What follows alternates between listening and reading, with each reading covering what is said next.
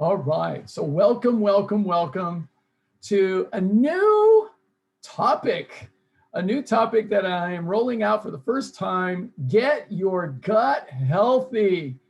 I am so excited. I'm your host, Ruben Guzman, and I am so thrilled and delighted to spend this time with you. Happy Mother's Day. It's a wonderful day. Hope you all called your mother like I did.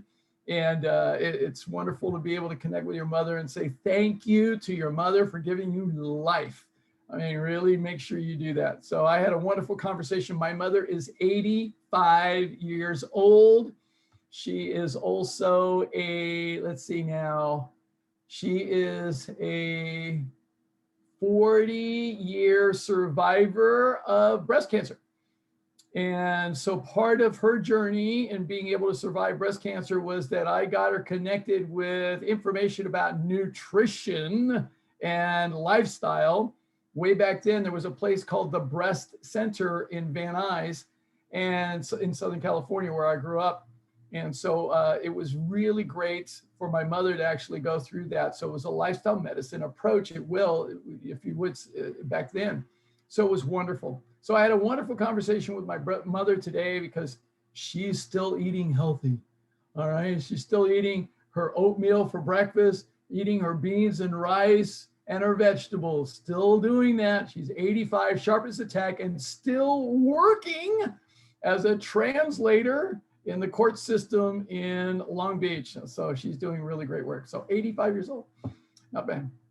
So anyway, I have got lots of information to share with you today. Today is a great topic. I've been researching this information. I've been thinking about doing this webinar for quite some time. And I've got great material from one of my dear friends, Dr. Will Bulsiewicz, who wrote a fantastic book called Fiber Fueled, which is, let's see, where is it? Oh, it's right here. Of course it is. It's on my desk. Where else would it be right now? So Fiber Fueled, which I'm going to recommend all of you get this phenomenal, fantastic book, Get Fiber Fueled. All right. So it's a wonderful book. Don't worry. I'm going to send you all the information afterwards. I'm going to send you all the slides. I'm going to send you all the resource information, lots and lots of great information. But I want to share with you in this webinar some of my personal work from this, not only some of Will's work, but also some of mine. And it matches up so beautifully. So first of all, I want to share with you the story of how I first got introduced to our gut. All right, so the first introduction to our gut was when I was a pathologist assistant. This is back, I graduated college 1980 from Cal Lutheran University. And I started working at the Los Robles Regional Medical Center. And after a few months of doing various things, chemistry and serology, hematology, urology, all kinds of things, then I got promoted up to being a pathologist assistant, working in cytology, histology, and also assisting the pathologist every day in looking at every single specimen that came out of the operating room every day, and then also assisting on autopsies. Now, one of my distinct duties was that I had the privilege of taking the entire intestinal tract of every single person out of the body cavity, hoisting it into a big, deep wash basin, and then taking anywhere from 17 to 25 plus feet of the intestinal tract, taking my surgical scissors and slicing it open and washing it out by hand. Mm-hmm. Yes, I got up close and personal with everybody's you know what. Yes, I did. And it was oftentimes a very stinky job. Why? Because people who die from complications of chronic disease, which is what we saw most of the time, their intestinal tracts are horrific.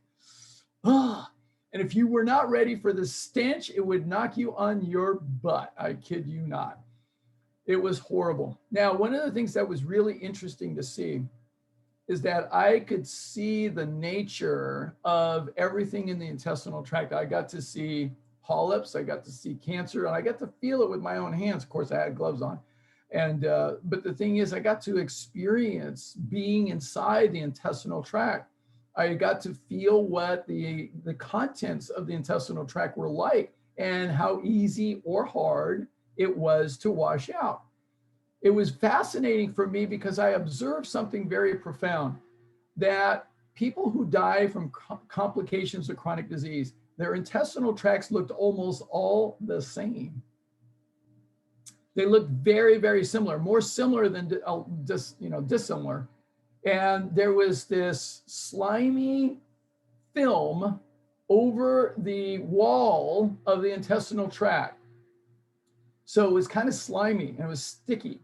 All right. So, and then also the folds. Normally there are these folds. We have all villi, we call them. So the thing is, there's normally these folds, and they should be very, very long, and you should have lots of folds. But most of those folds were flattened out, especially in the colon and the small intestine. They were flattened out, and there was this slimy coating. Ugh, it was nasty. And by the way, meat does not break down, just so you know. For those of you who still eat meat, I want you to know it just putrefies and rots inside your intestinal tract, especially if you've been eating that way for quite some time. So that's what's going to happen to the meat. It's going to just rot inside. And by the time it gets to the end of the intestinal tract, it's been in 98 degrees with no oxygen. It smells pretty bad. All right. It's pretty rotten at that point. So anyway, it was very fascinating to see that. So I got to experience all that firsthand. I did dozens and dozens of autopsies. And so most of them were people who died from complications of heart disease, aneurysms, cancer, diabetes, chronic conditions, multiple comorbidities. I got to see all kinds of things.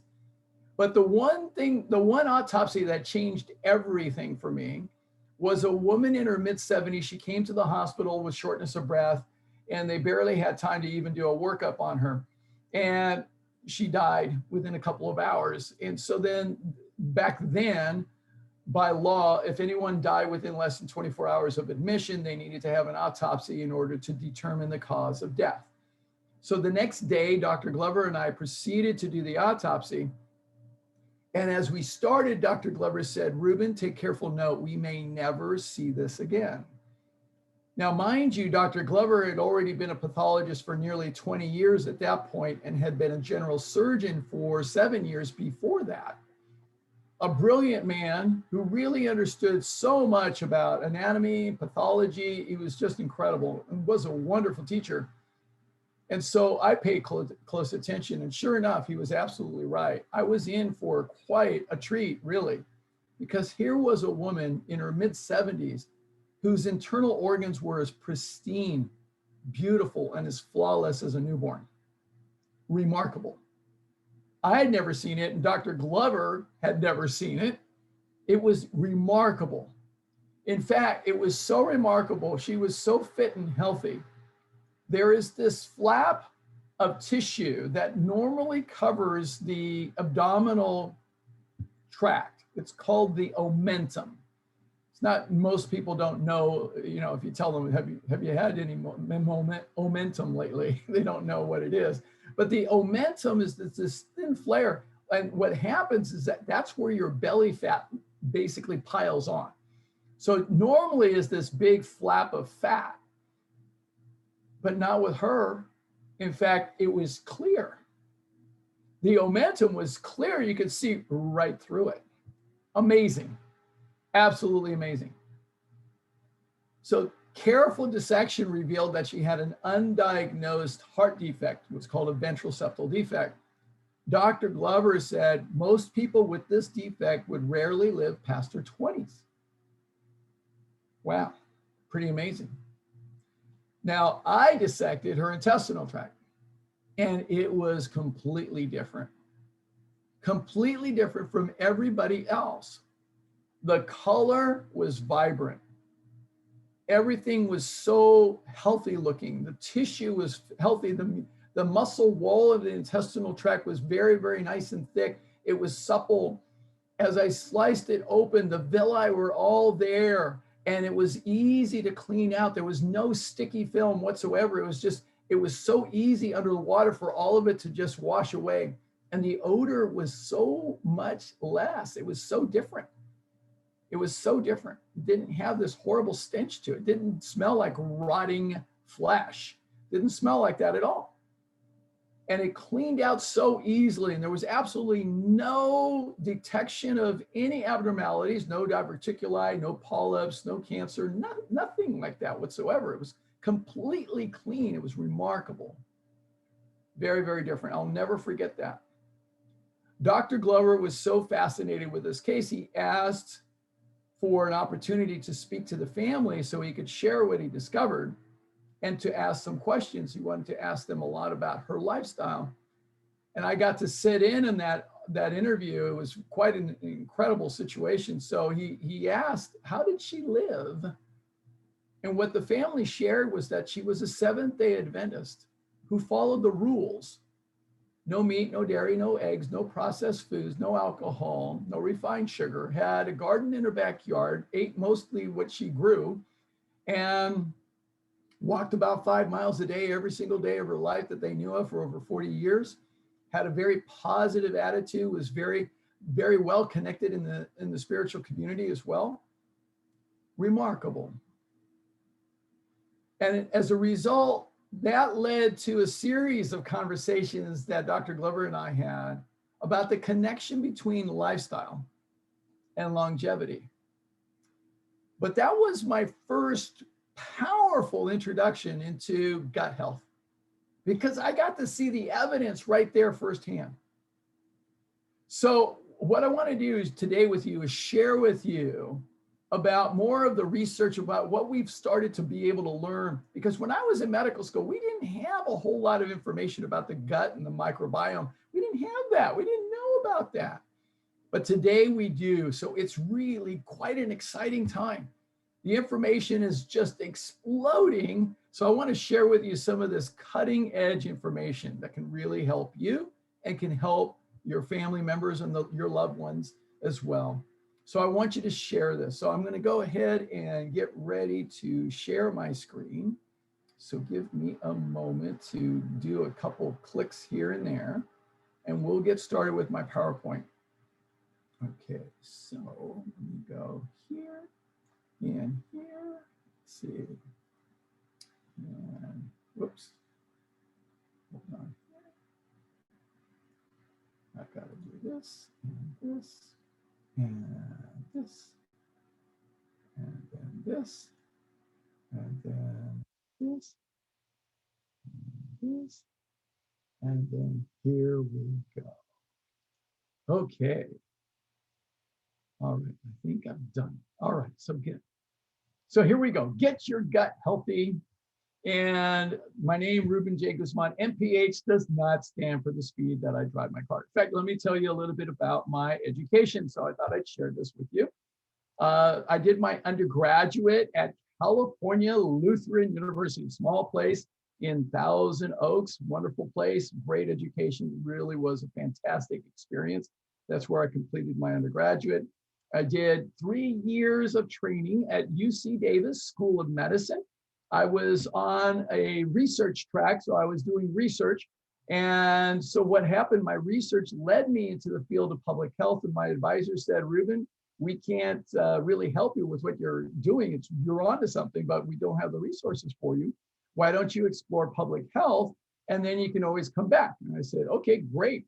So that's what I did. I went to UCLA to the School of Public Health. I specialized in behavioral sciences and health education and health promotion. And in 1988, I got my degree. I was so thrilled, so delighted with the program. And afterwards, I realized that I was no longer interested in treating disease. I was passionate about promoting health and preventing disease.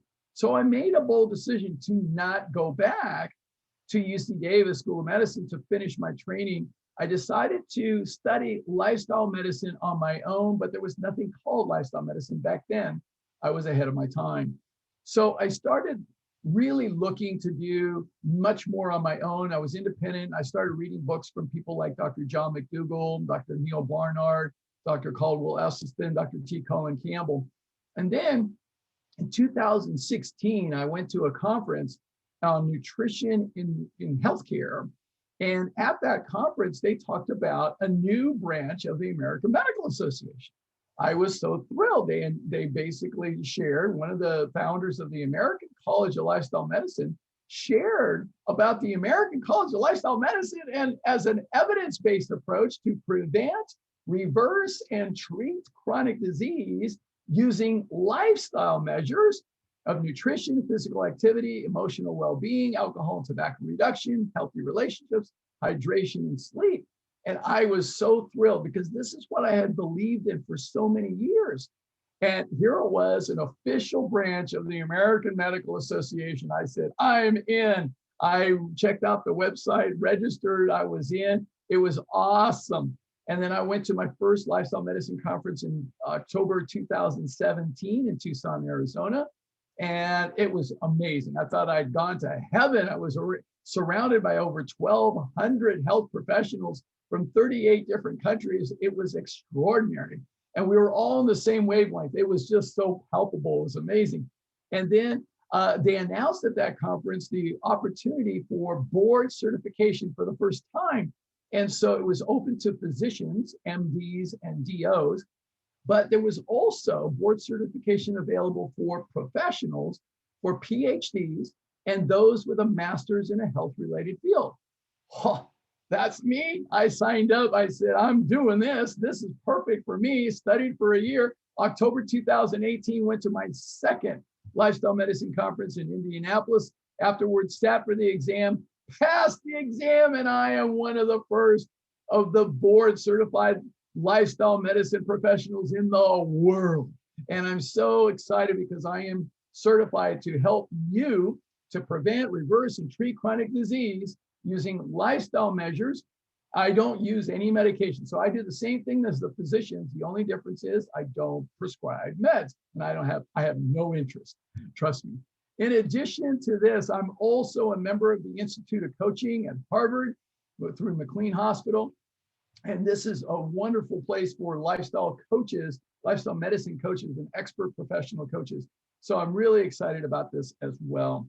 So I get to step into this quote that Thomas Edison said well over 100 years ago, that the doctor of the future will give no medicine, none, but will instruct his patient in the care of the human frame, in diet, and in the cause and prevention of disease. Nothing could be more true for today, as this is the kind of medicine that we are practicing in lifestyle medicine. In addition, I want you to also know I have absolutely nothing to sell you. I have no products. I have no powders. I have no gimmicks, no sales. I'm not doing any of that. All right. I do these for free. Why? Because two reasons. One, I've got 4 boys. And I want to make the world a better place for them and their children and their children and their children. You know, I think it's important for all of us as adults to leave the world in a better condition than how we found it. I think that's imperative that all of us as adults really consider our legacy on the planet. I always heard a great phrase, wherever you go, whatever you do, leave where you were in better condition than what you found it in. And I think that's an important thing. We really need to consider doing that. And we need to leave this earth in better condition than how we leave it in. That's what we need to do. It's really important. In addition to that, I'm passionate about eliminating chronic disease from the face of the planet. I'm passionate about doing that. I can't do it alone. And there's so much chronic disease around, especially in this country, in the United States. So it's profound how much we have. So that's why I'm doing this, because I'm an ambassador for lifestyle medicine. And I am clear that we have a lot of work to do. So that's why I do this. I believe that Virgil was correct when he said this, that the greatest wealth that any of us can have truly is our health. But my friends, we have to really look honestly. The Dalai Lama, I love his wisdom. And he says this, when he was asked about what surprised him most about humanity, the Dalai Lama answered that man sacrifices his health in order to make money. Then he sacrifices money to recuperate his health. And then he is so anxious about the future that he does not enjoy the present, which is the gift. The result being that he does not live in the present or the future. He lives as if he is never going to die, and then dies having never really lived. I think this is profound wisdom, because I can tell you, I've done autopsies on people who died far too young, far before their time, simply because they were chasing money. They were doing that, and it really happens a lot. So we got a lot that we're going to cover today. I'm going to share about the context for health. I talk about this in almost every one of my seminars because it's very important to understand, and it relates to our topic of gut health. Then we're going to talk about the magical microbiome. It's so amazing. We're going to talk about that. And we'll also talk about what happens when it's not so magical. This is what we call dysbiosis. So we're going to talk about dysbiosis, and then we're going to talk about how do we actually create a fiber-fueled approach that really helps us to establish optimal health in our gut, optimal microbiome, and it makes a difference for so many areas of our life. And then we'll talk about how you can make the rest of your life the best of your life and be successful in creating lifestyle changes, because information by itself is not power. Information is useful, but without the application of knowledge, knowledge is useless. So how can you make the rest of your life the best of your life? So we'll finish up with that. So I want you to also know that I do not in any way, shape, or form claim to be an expert about anything. Really, I'm not. Okay, I'm a student. I've always been, I will always be a student. So I practice learning all the time. I'm constantly reading books. I'm constantly learning about things, watching videos, watching documentaries. I'm doing that all the time. So I'm constantly learning. I'm happy to share what I've learned. And that's what I'm doing today. So I'm sharing that. And I've got lots of teachers. And one of them is very, very wise. He has some words of wisdom to impart to you. I will invoke his spirit here now. You must unlearn what you have learned. So I'm hoping you're willing to listen to the wisdom of Yoda. All right, so let's begin with looking at the 5 factors that keep us as Americans quite sick. So let's start with the United States government at all levels is one thing that keeps us sick. Now, the year of 2020 was a glaring example of how government puts money and economy ahead of health. Absolutely the case. And I've seen that for many years, having been that I worked in government. So I got to see that firsthand. So it's something that really does perpetuate health, and we do not put public health as a priority. Another thing that keeps us sick in this country is the medical community itself. And the medical community, here's why I can say this, because I've been inside the belly of the beast. The medical community is entrenched with the pharmaceutical industry. How can I say that? Well, on the national board exam, there's about 60 plus questions related to pharmaceutical drugs. How many questions do you think there were related to nutrition? One question on nutrition on the national board exam for physicians. All right. In fact, in my nutrition course at UC Davis School of Medicine, we had a whopping 10 hours, the most number of hours of nutrition training in the entire United States in any medical school. And we studied kwashiorkor, marasmus, beriberi, and scurvy, which we haven't seen for over 100 years. And we also studied all the micronutrients, all the vitamins, all the minerals. That was the course. Nothing related to clinical application in chronic disease at all. And by the way, the book for the nutrition course, they gave it to us. It was given to us, and it was funded by Upjohn Pharmaceuticals. I still have it. Okay, so another thing that keeps us sick is what we do, how we respond as human beings when we are in the sympathetic nervous system state. When we're in the state of stress and survival, our brain is wired to seek pleasure avoid pain, and conserve energy, which doesn't help when it comes to health. Doesn't help. So that's one of the things that happens for us when we're in that state. Another thing that keeps us sick is our family behaviors.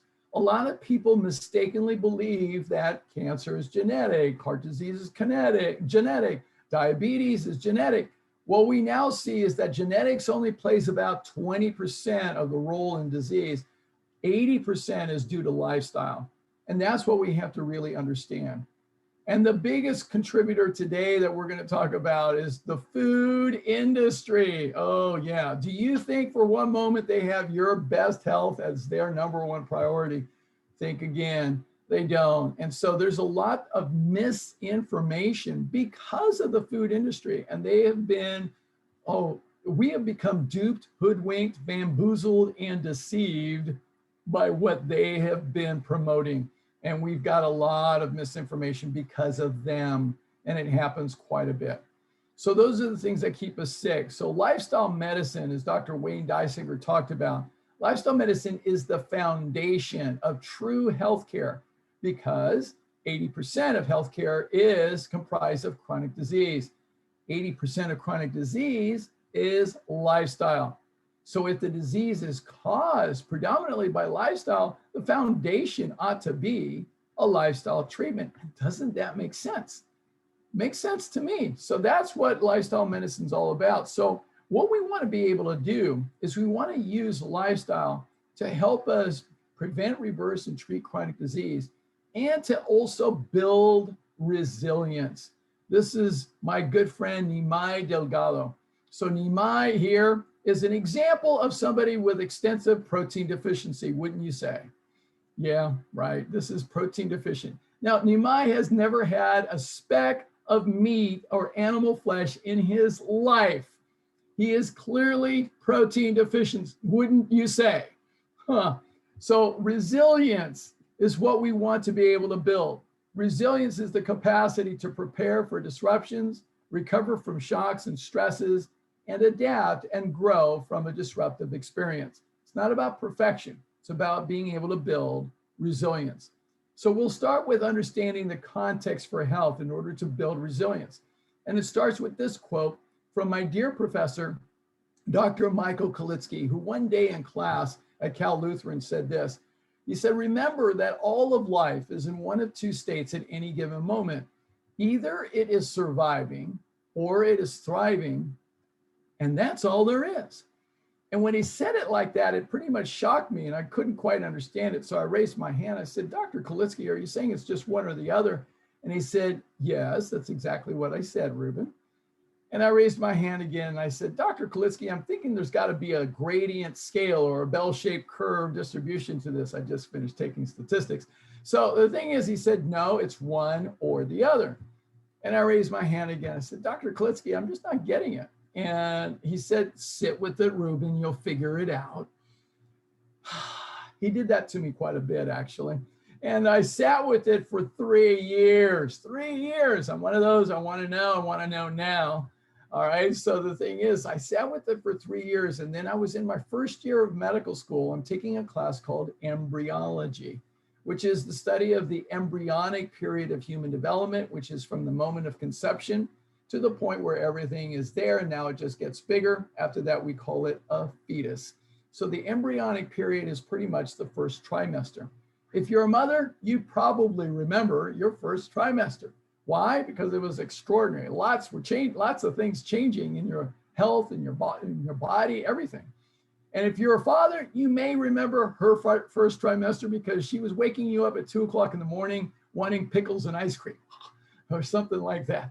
So all kinds of things are happening. So early on in our development, we all look like this. This is a ball of cells. And they all look alike. At this stage, we call it a blastomere, blasto meaning ball. So, but the thing is, this ball gets bigger and eventually gets big enough that it starts to fold inward and forms a tube of cells. This tube we refer to as the neural tube. It becomes the first organ system of the body to become distinguishable and operational. So the neural tube gives rise to what we call the limbic brain, the central features of the brain. So this limbic brain is going to be composed, it'll emerge into the pituitary, the hypothalamus, the hippocampus, the thalamus, all these different portions of the brain, the core portions of the brain. And all of that is connected to the central nervous system. So to the spinal cord, excuse me. And this constitutes, this whole combination of the limbic brain and the spinal cord constitutes the central nervous system.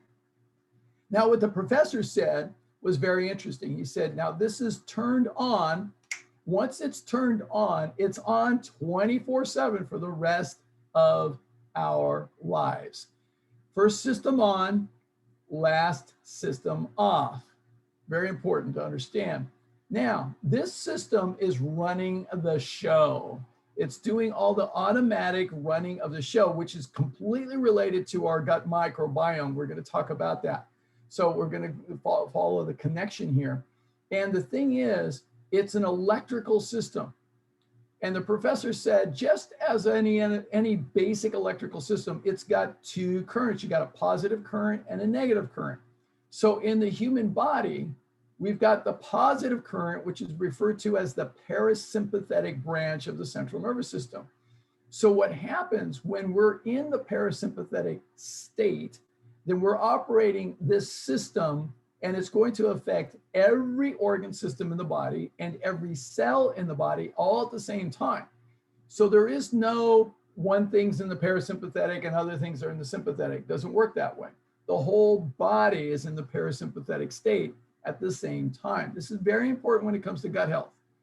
So that's what happens. So when we're in the sympathetic state, it's going to affect all the organ systems in the body, all the cells in the body in the opposite way, So these are polar opposite of each other.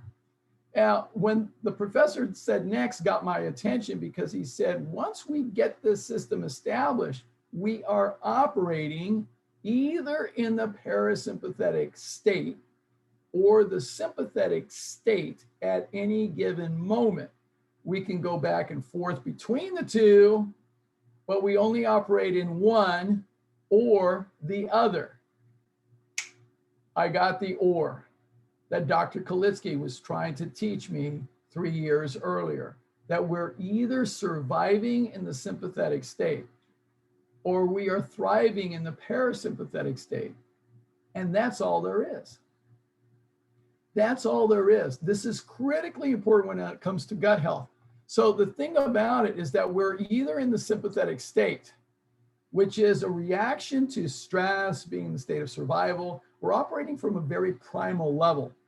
And we may be able to recognize fight, flight, freeze, or fold as common reactions, but even so much as a subtlety as a perceived threat is enough to stimulate us being in the sympathetic state. It doesn't take much. What we see in the literature is very clear that the common thread of all chronic disease is being in the state of dis-ease far too much. Now, this is real important when it comes to our gut health because we have to understand that there are so many factors that contribute to us being in the sympathetic state. I'm going to get to that in just a few minutes. All right. So what we want to be able to do in lifestyle medicine, what our goal is not to throw medications when you're in the sympathetic state. That won't change your central nervous system state. That's why we love lifestyle medicine, because what we're trying to do in lifestyle medicine, we're not going to throw you a medication and keep you in the same central nervous system state. That just perpetuates the situation. It just keeps it going. What we want to be able to do is actually fundamentally shift your central nervous system state from sympathetic to parasympathetic more of the time. Now, when we do this, this is what gives us an opportunity to undo the damage of being in chronic disease. As my good friend, Dr. Dean Ornish talks about in his book, Undo It. All right, we want to be able to completely unravel the damage of being in the sympathetic state. And we want to be in the parasympathetic state when this is where we experience peace and pleasure and restoration, digestion, fun, play, and ease. We start to thrive. And the most beautiful thing that happens, the body starts to heal itself, and it heals itself far better than any medication could ever do. Far better. And then we start to live powerfully once again. So it's a really beautiful thing. This is so critical when it comes to gut health. We're going to come into more connections. Now, for years, I've been saying that some of the things that really help us to shift from sympathetic to parasympathetic, there's 5 elements that I talk about in one of my webinars, the 5 secrets to living a thriving, healthy, happy life. So this also ties into gut health. So number 1 is the thoughts that we think, because if we have stinking thinking, we're going to be in the sympathetic state. So we need to use the power of positive thinking. The words that we speak, if we're critical, we're cynical, we're skeptical, if we're complaining, if we're gossiping, that's going to put us in the sympathetic. So what we need to do is really practice using positive, uplifting, encouraging, and supportive words. The actions that we take also are critical to our central nervous system state, because if we make a promise to others and even to ourselves and we let ourselves off the hook, the moment we do that, we are out of integrity with ourselves, and we know it. That puts us in the sympathetic state immediately. So what we need to be able to do is practice living a life of integrity. The 4th is the company we keep. This is amazing because our relationships have so much of an impact on our health, more than most people realize, in so many different ways. But we are connected not only with the 5 people that we surround ourselves with, but also who are their friends and who are their friends. There's so much to this. There's this great book called Connected that shows the research on how incredible this is. And then 5th is the food that we eat. Most people never think that food affects your central nervous system. We're going to talk more about this today because food absolutely affects our central nervous system more than most people even realize. So we're definitely going to talk about that connection today. In lifestyle medicine, there are 7 areas that I talk about. There's hydration, nutrition, physical activity, harmful substance reduction, sleep, emotional well-being, and stress management, and also healthy relationships. These all are at play when it comes to our gut health. Every single one of these areas matters when it comes to us having a healthy gut. It all matters. Every single one of these are spokes of a wheel. You can think of it that way. So all the spokes matter. You can't just clip a spoke out and think your wheel is going to run straight and true. No, it will corrupt the wheel eventually. In addition, I also want to overlay this with the wisdom of the ages that shows that we as human beings are fundamentally, we have 4 major energies. So we have physical energy, which is our food, our exercise, sleep, and resting. There's physical, that's our body. But we also have emotional energy. This is how we feel. So we have positive emotions versus negative emotions, engagement levels, being valued. All of these things are a very important part of who we are as human beings. But then we also have mental energy. Mental energy is our ability to think, to concentrate, to focus, and solve problems with clarity, and to figure out what's most important. And then we also have spiritual energy. Spirit, it's not a religion here. What I'm talking about is a sense of purpose, our values, needing to matter, and having a clear sense of that. These energies are all interrelated and they all affect each other. So this is all very important for our health as well. And it makes a difference in terms of our gut health. It all comes together. So now let's talk about how do we get our gut healthy? So I'm going to rely on the wisdom predominantly of this phenomenal author. This is Dr. Will Bulsiewicz. This is a young doctor who is absolutely brilliant, who has a personal story of having been overweight and overwhelmed and undernourished and just completely changing his life when he met his who then to become his wife. And he went out with her and she was eating all these plants and she was quite healthy and she was fit and she had no problem with eating a whole lot of plants and she just was happy and and everything was, and she looked really beautiful. And he said, I should check out what's going on here. And he started to do the research. And when he started to do the research, he didn't find just a few studies on plant-based health. He found a mountain of evidence, as he says, and it really started to change his perspective. And he started to experiment first with himself, and then he started to share this with his patients. And lo and behold, everybody who followed this got better. So as a result, he started to actually put together this book, and it's phenomenal. I have to share with you, it's absolutely fantastic. Highly, highly, highly recommend this book. It's really great. So Will is just terrific. I'm also going to send you this fabulous webinar that I did with Cyrus Kambata, who's another friend of mine, Dr. Kambata at Cal Berkeley. Just fantastic material. So we're going to talk about today your magical microbiome.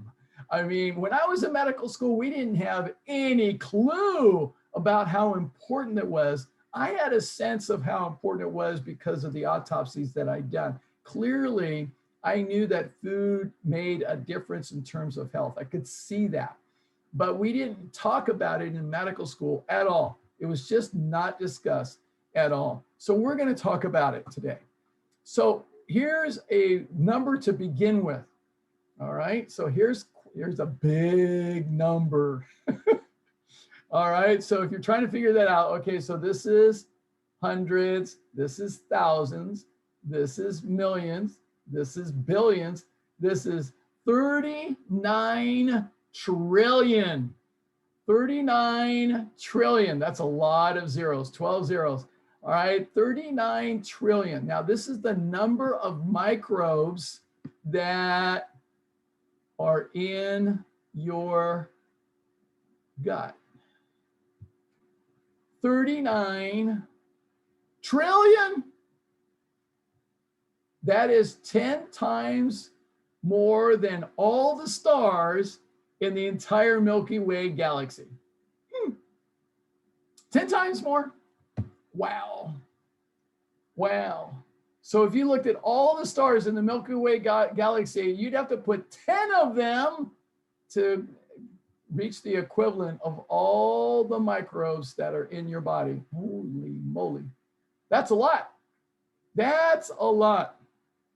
So the human microbiome is amazing. It's amazing. There are, we didn't know about this for the longest time, but now we know more. We're knowing more. There are 5 major components to the human microbiome. We've been looking at this now in the electron microscope. We've been analyzing poop and a whole bunch of other stuff.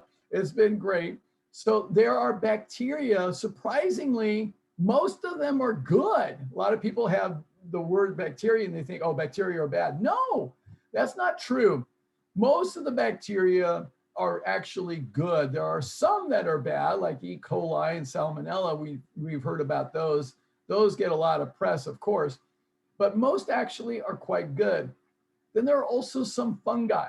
Okay, so fungi exist in competition with the bacteria. So what happens here, for instance, just to give you an example, if your microbiome, the bacteria starts to get attacked from either antibiotics or you're eating the wrong kinds of foods, then what happens, fungi can start to proliferate and they can grab hold. So one typical infection is candida, all right, which is a fungus, a yeast. All right, so fungi are yeast, and so those can start to proliferate. That's not uncommon for that to occur. Then there's this ancient anaerobic microbe called archaea.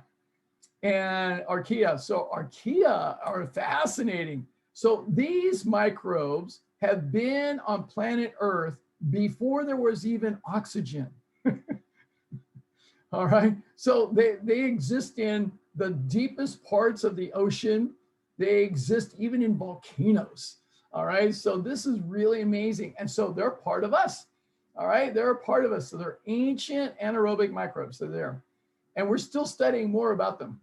Then there might be some parasites. Now, parasites can be more prolific in some cultures, some areas, especially where the water's not healthy and it's contaminated, or the food is contaminated, so parasites can get in, and they are thieves.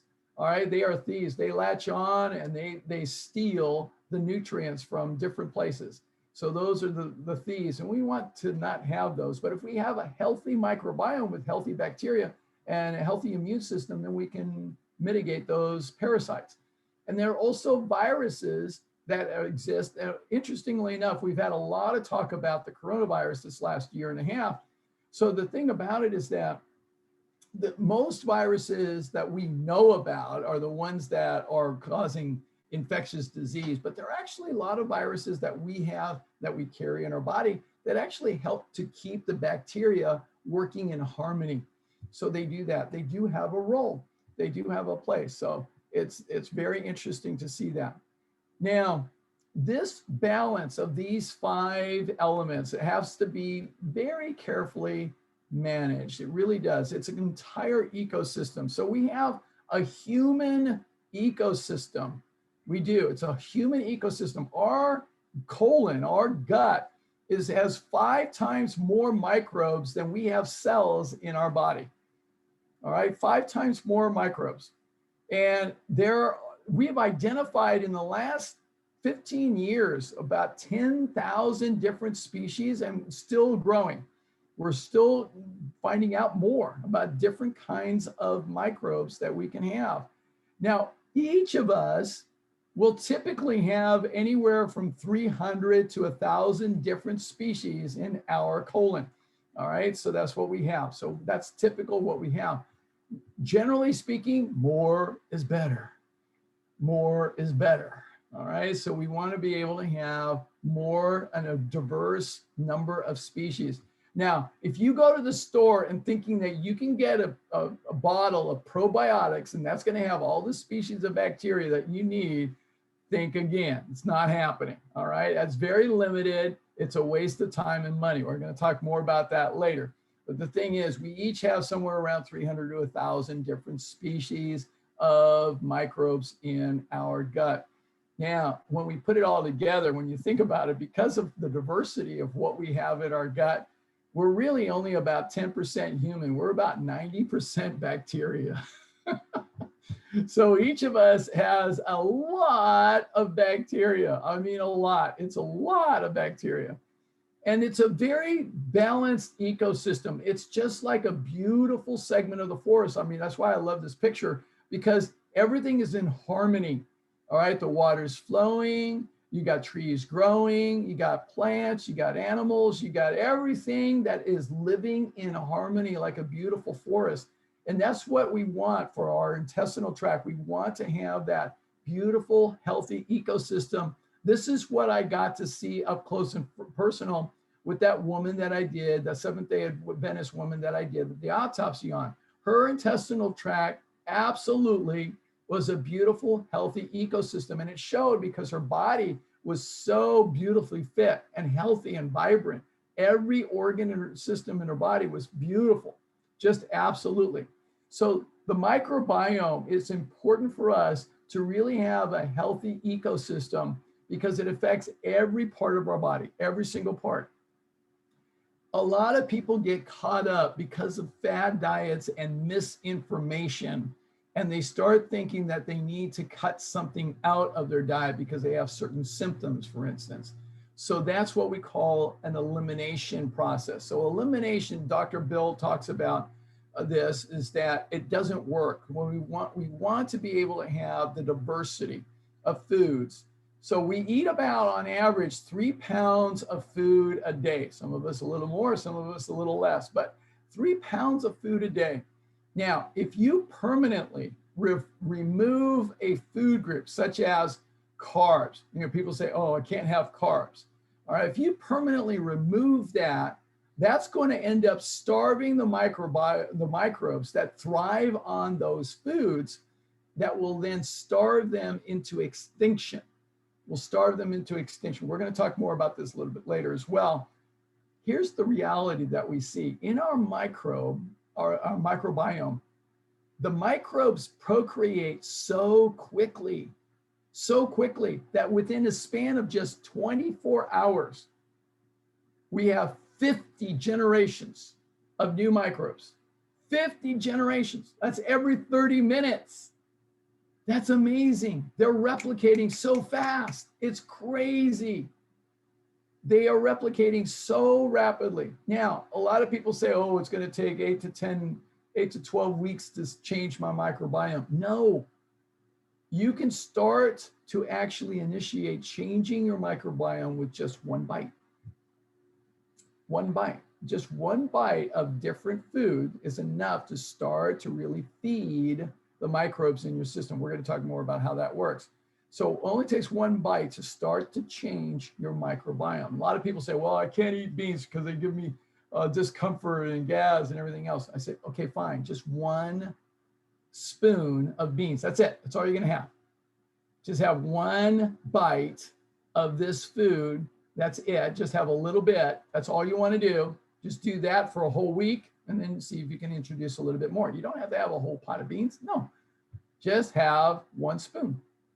That's it. Because that's enough to start the process of reintroducing the microbe, the fiber that you need to feed those microbes. So we're going to go into that and how that all works. What we want to be able to do is create this harmonious environment, this ecosystem that is beautiful and it's in balance.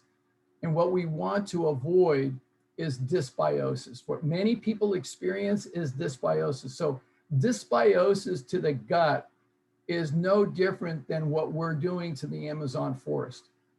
This is what we're creating in the Amazon forest, cutting down all the trees simply for animal agriculture and other kinds of agriculture that really has no place. But we're destroying the ecosystem of the planet. So this is creating dysbiosis for the planet, and we create dysbiosis for our human body by doing the same things, by cutting things out and not feeding it the proper way and not nurturing it. So what we want to be able to do is create homeostasis. Homeostasis is this balance. So if you look on this graph, this is really great. So what we have here is this really good, healthy diversity of bacteria and all the microbes here. So we've got really great things. And we even got these short chain fatty acids here as well. All right, so we got, those are really good things. So those are the products that we want to be able to have. And it's very healthy. We're able to produce oxygen, everything is flowing, everything's working really, really well. And the bad guys, we got very few. Okay, the red here are bad guys. So they're kept in check. They're kept in check. So we got a healthy system, we got a healthy immune system, everything's working really well. This is a beautiful ecosystem. It works really well. You can't get rid of the bad guys 100%, but it's healthy. Now, when we have dysbiosis, and we're going to talk about how that occurs, but when we have dysbiosis, what happens is now the bad guys start proliferating much more so. So we have more of the bad bacteria, we have fewer of the good bacteria, and we have almost, look at this, almost no short chain fatty acids to help in really being able to mitigate disease. And all this process is now we're getting the leakage of oxygen out. So we start to develop something called leaky gut. All right, so we start to have leaking at the gut levels because it's only one cell layer thick between all the connection to the body. And we start to get leaky gut, and then we start to see inflammation ensue. And it really starts to happen, and it's not good. It's not good. So this is dysbiosis. Dysbiosis. So what we want to do is try to prevent dysbiosis, and we want to promote homeostasis. So that's what we're looking to do. Now, check for yourself to see, because symptoms of dysbiosis can show up like this. All right. So here is a list, very comprehensive list. So in some of the intestinal symptoms associated with dysbiosis: abdominal pain and cramping, gas, bloating and distension, food sensitivities, food allergies, diarrhea, constipation, mucus in your stool, nausea, indigestion, heartburn, reflux, belching. Some extra intestinal symptoms associated with dysbiosis could include weight gain, fatigue, brain fog, difficulty concentration, mood imbalance, anxiousness, skin breakouts, joint pains and muscle aches, weakness, bad breath, sinus congestion, shortness of breath, and or wheezing. These are associated with dysbiosis. So if you see yourself on the list, really make sure you're paying close attention to what we're doing today and what we're talking about. Now, what Dr. Bill talks about is that there are 5 major axes of human health that our digestion has so much interaction with. So our food and our gut absolutely has a tremendous amount of interplay with our immunity, our metabolism, our hormonal balance, our cognition, and also our gene expression. So what we're going to do is look at each one of these. So let's start with our immunity, how our gut affects our immunity. So we want to start with that. So let's look. So if we look at our immune system, what we see is this. It's fascinating that 70% of our body's immune system, because I mean, yes, we have antibodies. Yes, we have lymph nodes. Yes, we have a lymphatic duct system. Yes, we have the spleen. Yes, we have the liver. But you know what? We've got all these cells living all over, not only in our blood, but also right in the gut. So 70% of all our white cells and immune cells that we have in our body are living in the gut, right underneath the cell layer that is going into the food. Okay, so we got the lumen, which is where the food is and all the microbes are at. And then we've got this one cell layer thick, and then we've got all of these immune cells. So we've got all of them, and they're there, 70%. That's wild. Now, we didn't get this when I was in medical school, not at all. Now, the microbiota, it turns out that, which means all the microbes, okay, so all the microbiota, it's all the microbes, all right, they are in constant communication with our immune system, constant. So the immune system, they've got constant communication right through these cells, right on the edge of these cells. So they get communication, they send signals everywhere. Now, it's very interesting. You know, a lot of people don't realize the impact on our immune system from what we eat. In 1960, we had a particular level of asthma in this country, which is an autoimmune disorder. It's an immune reaction in the body. From 1960 to 2000, we've seen a 10-fold increase in asthma. Now, that's not some kind of a weird shift, all right? Nothing else dramatically happened except the change in the diet. Change in the diet. Now, since 1950, type 1 diabetes, multiple sclerosis, and Crohn's disease, also immune conditions, have increased 300%. Again, the only thing that has changed has been the diet. That's what's changed. So it's fascinating when we look at the data on this in terms of the immune system. Now, take a look for yourself to see if you're on this list of immune-mediated conditions associated with dysbiosis.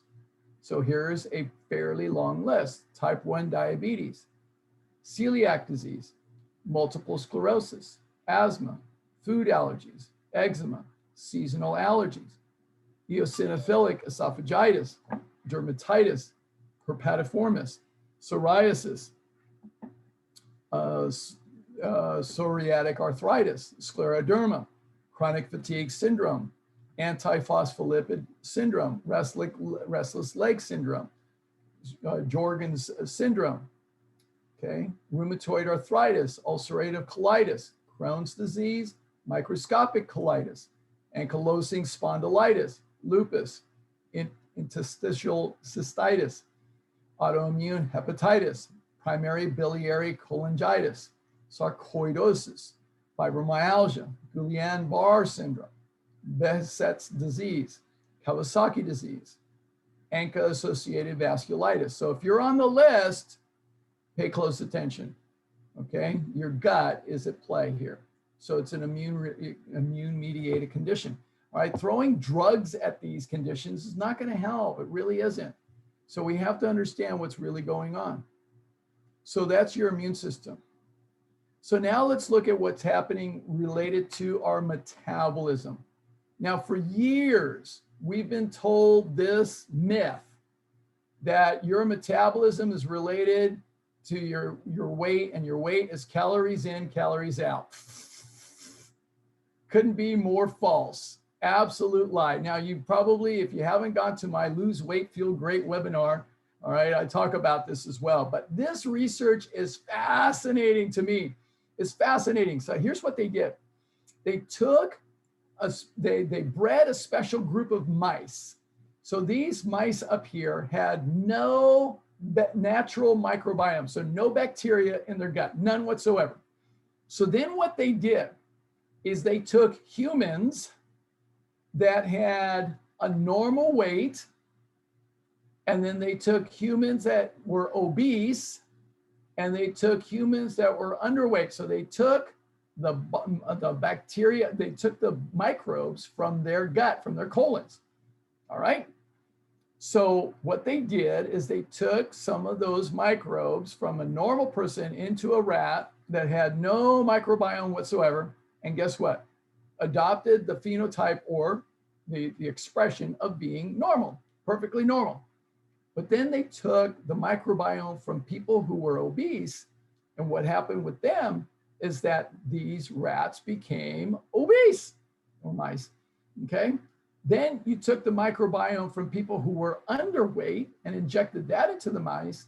And then these mice also ended up being underweight. Fascinating. So our metabolism has more to do with our microbiome than we've previously ever thought. So it's really fascinating to see. I was fascinated with this research. Really great stuff. So there are a lot of metabolic conditions associated with dysbiosis. So here's a list for you again, another list.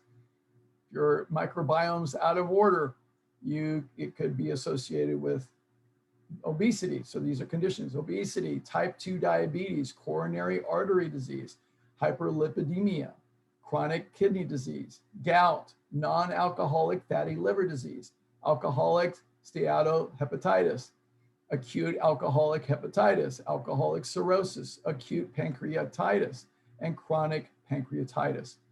All of these are metabolic conditions associated with dysbiosis. So if you're on the list, pay close attention, because we're going to talk about how to rectify all this in just a few minutes. So now the next area that we want to talk about is your hormonal balance, or through your endocrine system. Now, when I was in medical school back in the early 80s, we had no discussion about the gut in relationship to the endocrine system at all. And so what we realize now is that your largest endocrine gland is actually your gut microbiota. That's amazing. I mean, I learned about all the others, the pineal gland, hypothalamus, pituitary gland, all of those. All of these we learned about, but not the gut. We never talked about that in medical school. And now I know there's some doctors out there. You got to get on the page here, all right? We got to know about this stuff, because it's really important. And if you're an endocrinologist, you need to know this, okay? You need to know this. This is really critical, okay? Start asking what your patients actually eat. All right, start changing their diet, because what happens? The gut actually regulates the hormone levels. It's really amazing. We'll talk about that in a second. All right, so we see that. Oh, gentlemen, I'm talking to you now. All right, gentlemen, there is what we now know. There is what we call a gut testicle axis. So there is an absolute direct effect from the food that you eat, the microbes in your gut, and how it affects your testosterone levels and your sexual performance. Yes. Okay, ladies are waiting. All right, get on board. All right, in addition, it affects our attraction to each other. Pheromones are absolutely affected by our ability, by our gut microbes. And so that affects our ability to actually be attracted to each other, pheromones. And then it's fascinating. We as human beings, we kiss each other, especially a first kiss is so remarkable. I mean, if you got two people who have very similar microbiomes, healthy microbiomes, when they kiss, it's quite amazing. Okay, it's quite amazing because your microbes are talking to each other and they're having a party. They're going, yes. All right, so you want to make sure you're on the same page. This is why I can never be with anyone, and that's why I'm so happy now, because I have a partner in my life who has the same kind of microbiome as I do. Whew, whew, hot stuff, let me tell you. All right, so it's really important. Now, endocrine and hormonal conditions that are associated with dysbiosis. Lots of them. Endometriosis, polycystic ovary syndrome, PCOS, endometrial hyperplasia, female infertility. I know somebody who wants to get pregnant and she's had PCOS and infertility and she hasn't been able to get pregnant. Guess what? We got to change the diet.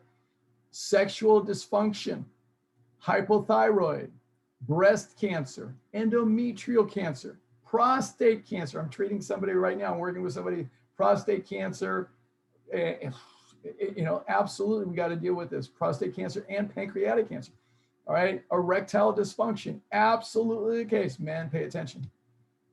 All right, so these things are all related with dysbiosis. So you can change how you eat, change how your gut works, and change your microbes. It makes a powerful difference. The next area that we want to talk about is what we call the gut-brain connection. So the cognitive effect of what we eat. So what we eat absolutely makes a difference in how our brain works, because there's definitely a connection. Now, our brain communicates with the gut via the vagus nerve and sympathetic nervous system. It absolutely connects with it.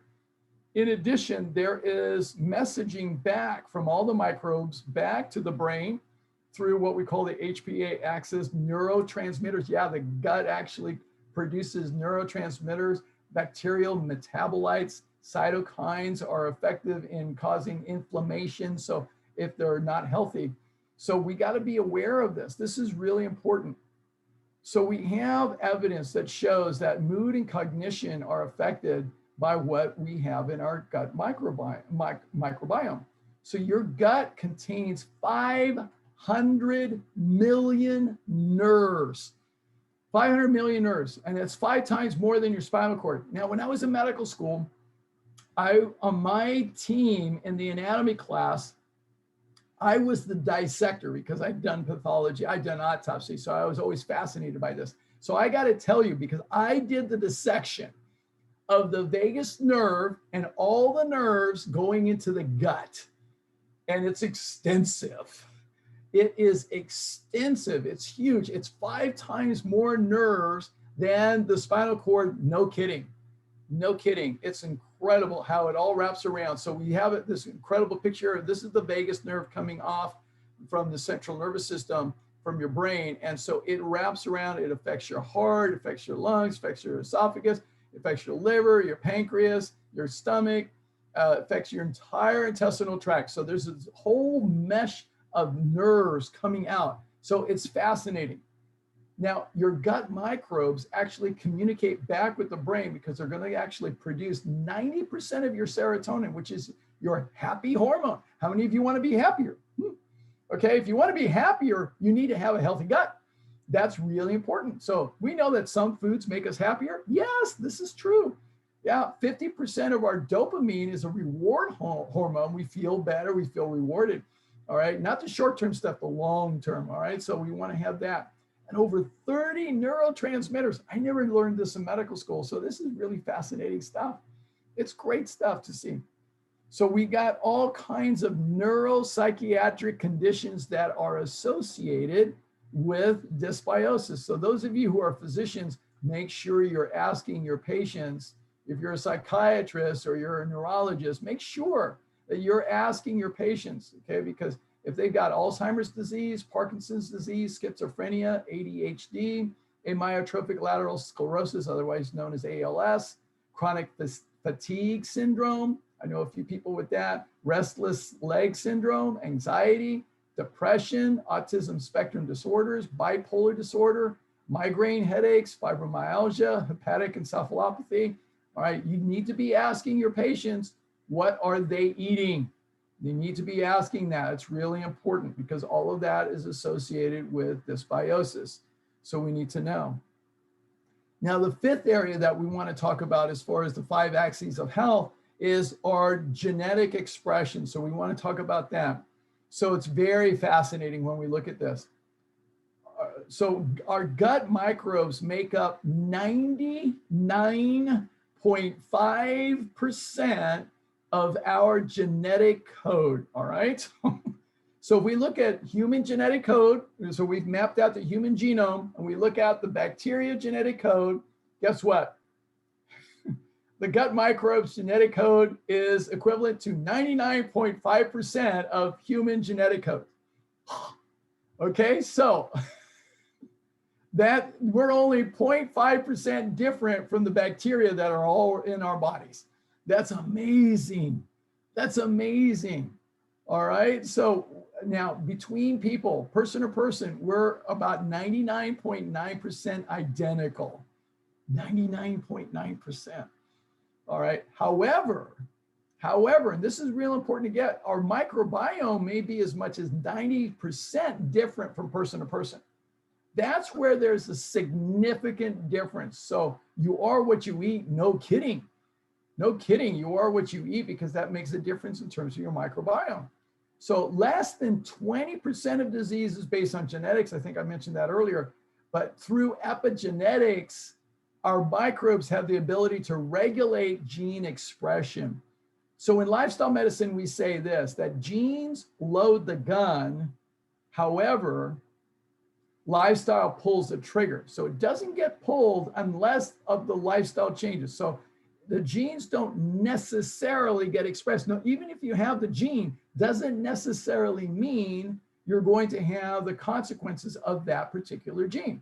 It may not get expressed. So the gene has to be turned on.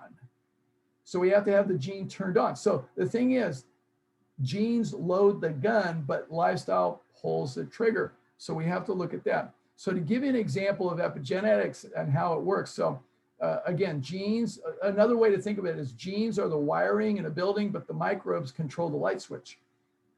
Okay, that's what they do. They control the light switch. Now I'll give you an example of that, and that's celiac disease. Now, celiac disease is a genetic disorder where people have, they are not capable of breaking down the gluten protein in wheat, barley, and rye. They can't break it down. Okay, so it's very interesting because not everybody expresses that. 35% of the population actually carries the gene, but only 1% of the population actually manifests the disease. So it's fairly rare that people actually manifest it. However, what's also fascinating is this. In the last 50 years, we've seen a five-fold, 500% increase in celiac this last 50 years. Has that been a genetic shift? No. No, it's been a change in the diet, in the microbiota. That's what's been happening. So it's been damage to the gut. That's what's been going on in this last 50 years. We have such an abuse, so much more fast food, so much less home-cooked meals. We have so much going on there. That's the damage to the gut. That's what's been happening in the last 50 years.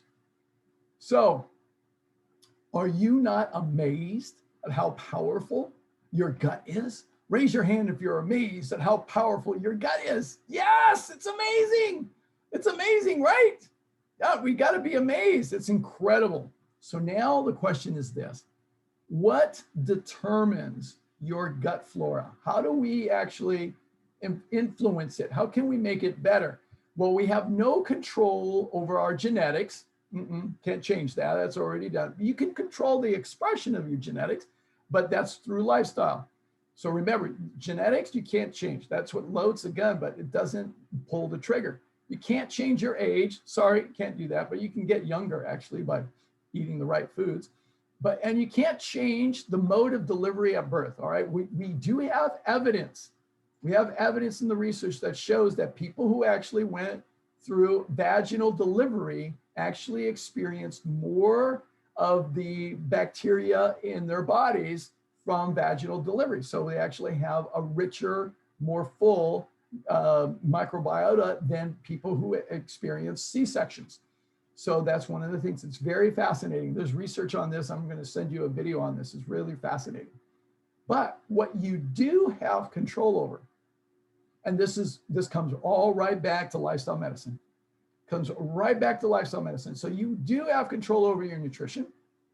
You do have control over medications, especially antibiotics that kill all the bacteria, especially good bacteria, and SAID, non-specific, non-steroidal anti-inflammatory drugs, contraceptives, steroids, all these kinds of drugs, because those all influence the bacteria and the flora in our gut. You do have control over sleep. Make sure you check out my sleep for your health webinar. You do have control over harmful substances that really do kill bacteria, all right? Tobacco, nicotine is toxic to those bacteria.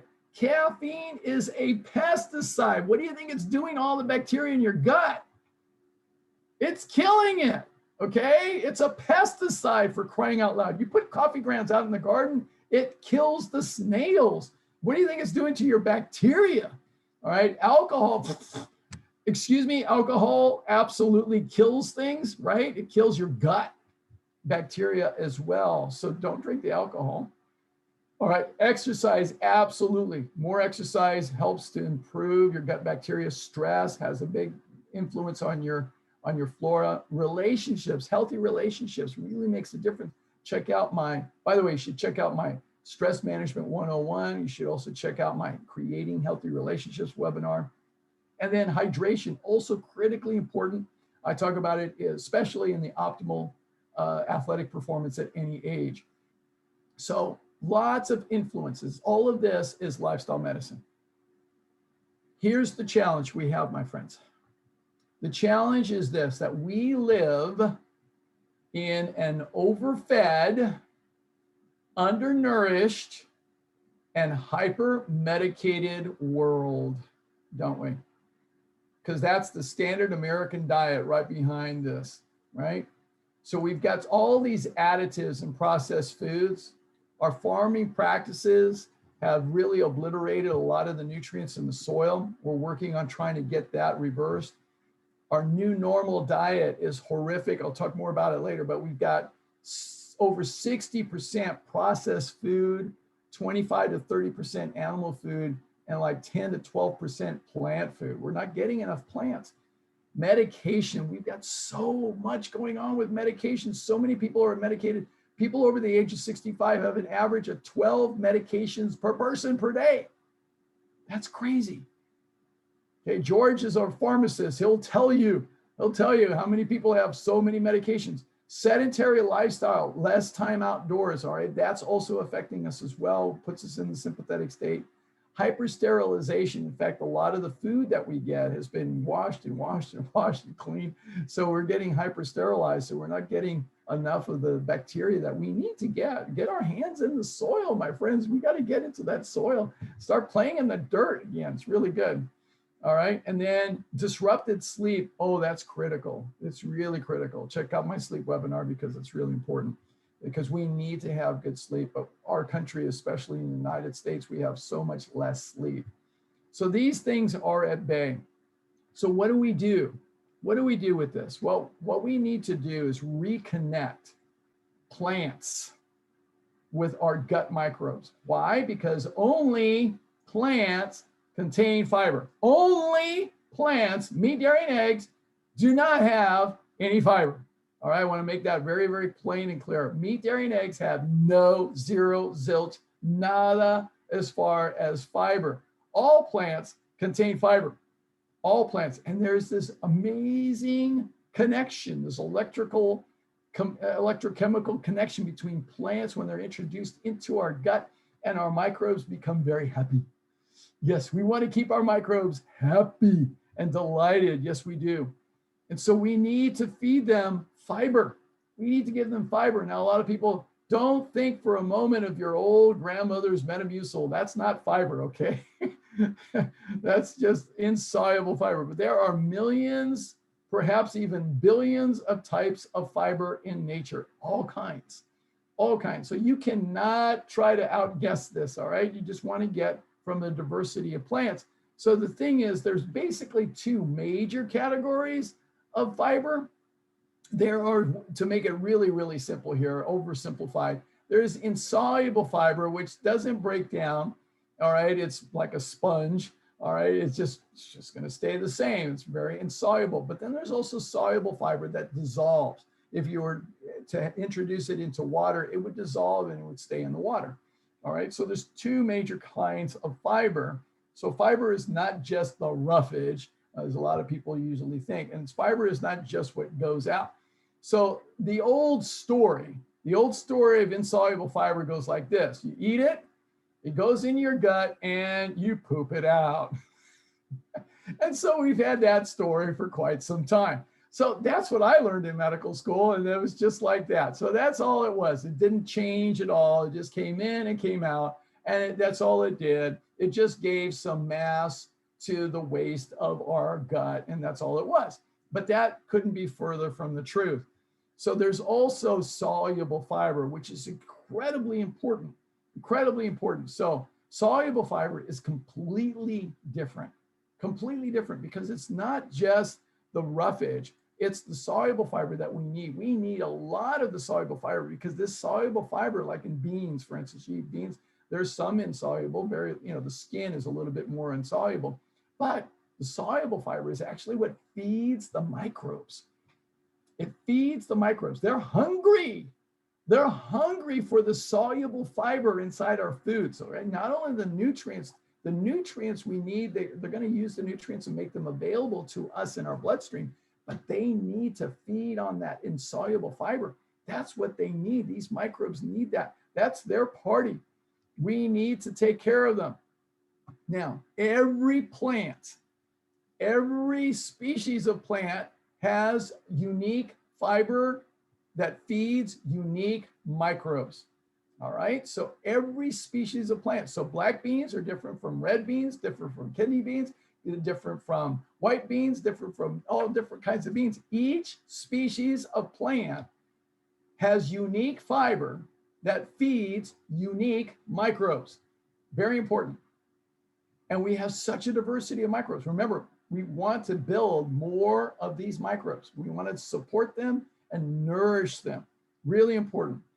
Now, if you get caught up in the advertising of all these ridiculous doctors out there are saying like, oh, lectins are bad, you want to cut out tomatoes or cut out this. Ridiculous notions, all right? Those doctors, quite frankly, are practicing malpractice as far as I'm concerned, all right? Because that doesn't work.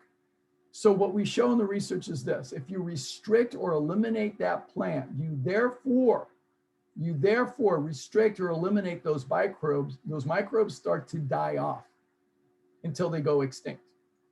This is not good. So we want to nourish the diversity of microbes in our body. We want to have that very diverse homeostasis in our body. It's very important for us to have. So the key in our diet is to have biodiversity. Biodiversity, just like a healthy ecosystem. Now, I don't know if there's this story that I read a few years ago about how they reintroduced wolves into Yellowstone Park. And what happened was amazing. They introduced a small pack of wolves, and the wolves ended up being able to hunt the rabbits, which now changed the grasses and the flowers, and the birds started to come back, and it actually started to change the flow of the river. The entire ecosystem of Yellowstone Park completely changed because they reintroduced something that was not there. They thought, oh, wolves are bad, but no, they are part of the ecosystem. So what we want to be able to do is to build a biodiverse ecosystem inside our body. We want to have this balanced ecosystem. It's really important. If you've ever spent time out in nature, then you really got a chance to look and see, how is it that it's so beautiful? There's all kinds of things growing and living in this ecosystem. It's quite extraordinary. We always feel better when we go out and spend time in nature, don't you know? It's quite extraordinary. So we want to have that inside of us too. We want to have that. So it's very important. So what Dr. Will talks about is strive to have 30 different species of plants in your diet on a weekly basis. 30 different species of plants in your diet on a weekly basis. Now, I'm going to show you because I pretty much do, Dr. Bill, I do about 30 different species of plants on a daily basis. So this is what I have for lunch or dinner. This is my breakfast, this is my oatmeal. So I got steel cut oats, I got cinnamon, I got flax, I got chia seeds, I've got banana, blueberries, raspberries, strawberries, a little bit of dates, some raisins. So, I mean, I've got a whole bunch of stuff in there. It's incredible. That's a great oatmeal. And then salads, oh my God, greens. I've got mushrooms. I've got strawberries, tomatoes, blueberries, 3 different kinds of greens, mushrooms. I mean, all kinds of stuff. Here I got pumpkin seeds, and I've got rice crackers. I've got squashes. I got 4 different kinds of squashes. I mean, I got all kinds of things in this, and spices. I make this amazing. My girlfriend and I, we make this. We do it together usually. We make this Southwestern creamy Southwestern ranch dressing. Absolutely no oil, and it's delicious. I'll send you the recipe. All right. So the thing is, it's really, really good. And I make all the ingredients from Trader Joe's. It's simple, it's quick, it's easy, and it's healthy. So it's wonderful. That's what you want to have. You want to have lots of diversity in your diet. As Dr. Will talks about, he says this, that the diversity of plants in our diet translates into a more diverse microbiome because it's the diversity of the fiber that we need to be able to have. All the different kinds of fiber from all the different kinds of plants because they all have different kinds. So we want that diversity. The more diversity, the better. And you only need a bite. You only need a bite of everything. That's why salads are great because you just put a little bit of everything in there and it's great. It's a great thing to do. I have a big salad out of this trough, big bowl that I have every single day. So you want to be able to do that. Now, what you want to be able to do is have this because when your microbes feast on these prebiotic fiber, they reward you by releasing what's called short chain fatty acids. So here are 3 of them: acetate, propionate, and butyrate. These are the molecular structure diagrams for these 3 very powerful, very important short chain fatty acids. We need these. We use these in so many places in biochemical pathways in our body, so many places. We use this to construct many things. We use this for energy production. We use it in so many different ways. So we need these compounds in ample supply. So when you have a very diverse diet and you have all this wonderful prebiotic fiber, you get lots of these short chain fatty acids that your body can use for so many different wonderful functions. A lot of people think, well, I should go to the store or health food store and get the probiotics. No, what you want to get are the prebiotics, not the probiotics. No. So the prebiotics are from the food that you eat, from the plant food that you eat. Those are the prebiotics. The probiotics are your microbes in your gut. They're there. You don't need to add any more. You can't possibly outguess what's in your body anyway. So you want the prebiotics and you add that and feed the microbes. You need to feed the microbes. And when you do that, you end up with the postbiotics. The postbiotics are the short chain fatty acids. So the entire point of prebiotics and the food you eat and the probiotics is to get your postbiotics. That's what you want to be able to get. So that's the formula. That's how it works. Now, Dr. Will also says that the short chain fatty acids have healing effects throughout the body, not just in your gut. So inside the gut, when you have these short chain fatty acids, you end up with more of the good guys in terms of the microbes and less of the bad guys, the anaerobic, nasty bacteria and that kind of stuff. it helps to reverse the dysbiosis. It reverses it when you have more of the short chain fatty acids, and it strengthens the intestinal barrier. That's what you want to be able to do. So if you got leaky gut, this is the cure.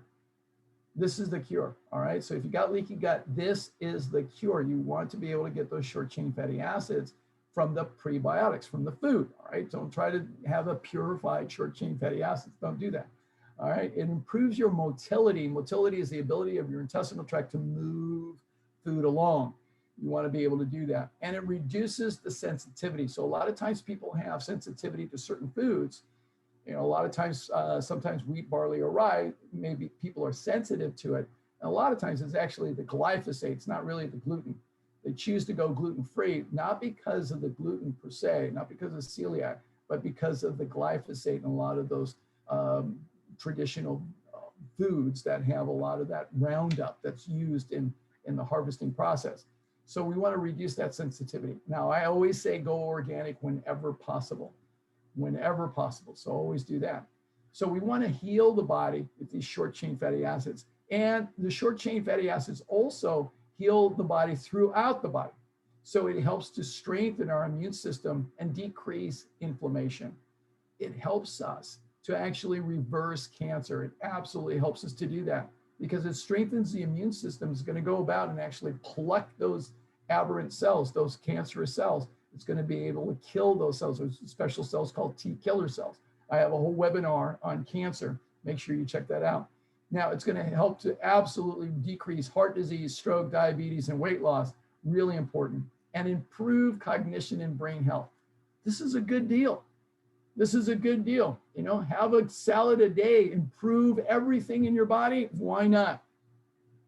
Now, a lot of people come to me. I mean, a lot of times when I tell people that I eat only plants, in fact, I went to dinner with some friends.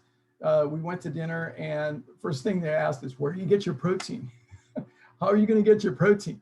And I tell them, look, that's absolutely a ridiculous question. So the leading deficiency, and I told them this, the leading deficiency in the American diet is not protein, okay? It's fiber, all right? It's fiber. Now, Popeye was absolutely right because 97% of the American population is deficient in fiber. That's what contributes to chronic disease. So the minimum daily requirement is about 31.5 grams per day. That's minimum, okay? And I mean minimum. It's not good, it's minimum. The average American on the standard American diet is only getting about 15 grams of fiber a day, sometimes even less. Vegetarians are getting an average of 45 grams a day. But if you're a whole food plant-based, you're probably getting closer to 60 to 80 grams or maybe even more a day. You don't need to count your grams of fiber. Just make sure you have the diversity of food and lots of it. So that's what you want to be able to do. So it's all about the fiber. Now, if you have enough fiber, how you know you are getting enough fiber, you are able to poop like a champ. Yes, indeed. All right, we got to talk about poop. All right, your doctor should be asking you, how often do you have a bowel movement? That your doctor should be asking you that at every visit because you should be going 3 times a day or more. 3 times a day or more. 3 times a day or more. 3 times a day or more. How many times? Okay. If you are going 1 time a day, and if you're going like some people I've come across, they're going 1 time a week, that is an indication of a deficiency of fiber. So you want to have lots of fiber in your diet, and you want to be going, at least 2, please, at least 2 times a day.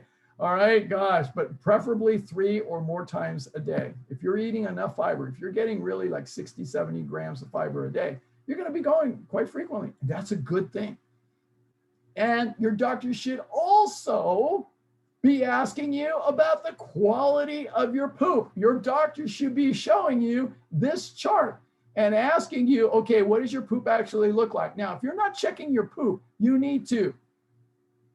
Now, here's where you want to be, right here. I'm just going to show you this, all right? Type 4, all right? You want sausage shaped, smooth, and soft. It should be like soft mud. All right, rock on. You're doing really well.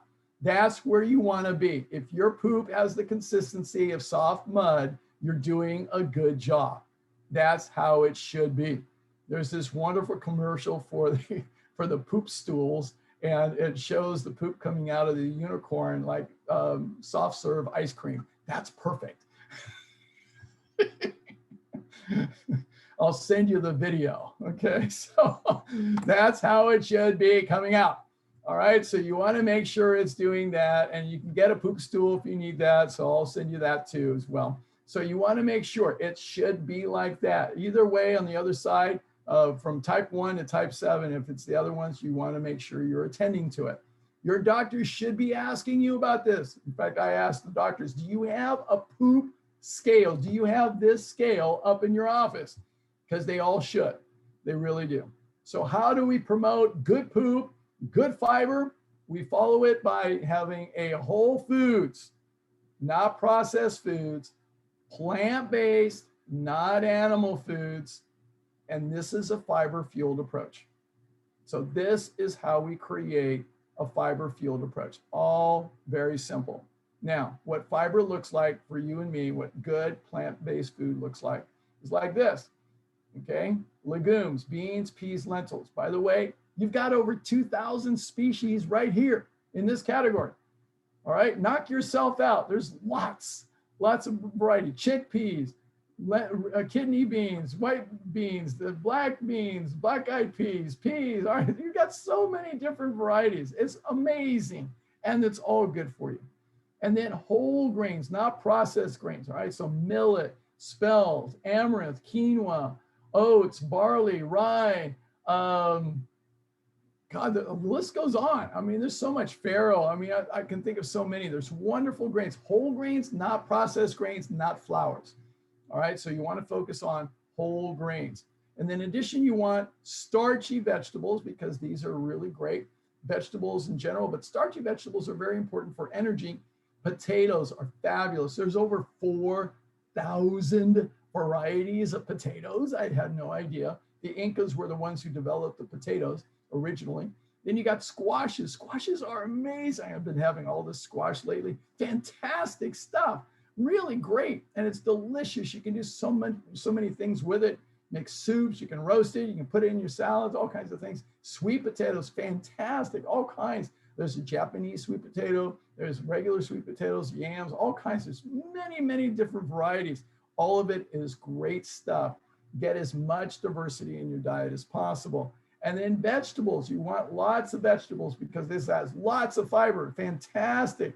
And if you know, in case you forgot what they look like, here's a picture to remind you, but this is the part of the supermarket you want to head to, that side of the market, all right? It's either on the left or the right, and as you walk in, so it's usually one side or the other, that's where you go, all right? You avoid the other side of the market. And then you also want plenty of fresh fruit, lots of great fiber in these foods, all awesome. Lots of different kinds of fibers, grapes, apples, plums, cherries, grapefruit, pears, you name it, all of it is really great. Kiwis, all right, just fantastic stuff. Now, healthy fats can also be found in nuts, seeds, and avocados as well. Also excellent for fiber, lots of great fiber. If you're overweight and you want to keep your fat kind of in low, don't have too much of this, all right? Just keep it in check because they're usually higher in fat. So you just want to be aware of that. Now, if you have a sweet tooth, I will tell you there is an alternative. Dr. Michael Greger talks about it in one of his videos, that an excellent alternative to sugar that's actually a whole food is dates. All right, dates. And there's such a thing as date syrup. It's just one ingredient, dates. It's fabulous. It's really great. So I recommend this. I use this all the time. It's wonderful. The benefits of this dietary approach, absolutely amazing. So many benefits. We have research on all of these, all the things that happens when you have this kind of a dietary approach. It's loaded with fiber, improves your microbiome, absolutely, and it does all of this as well. So remember this, my friends, Remember that the food that you eat can either be the safest and most powerful form of medicine, or it's the slowest form of poison. You get to choose. You're an adult. You're an adult, so you get to choose. And sometimes I tell people this, look, you get to choose how you live, and you also get to choose by default, most of the time, how you die. You get to choose how that goes for you.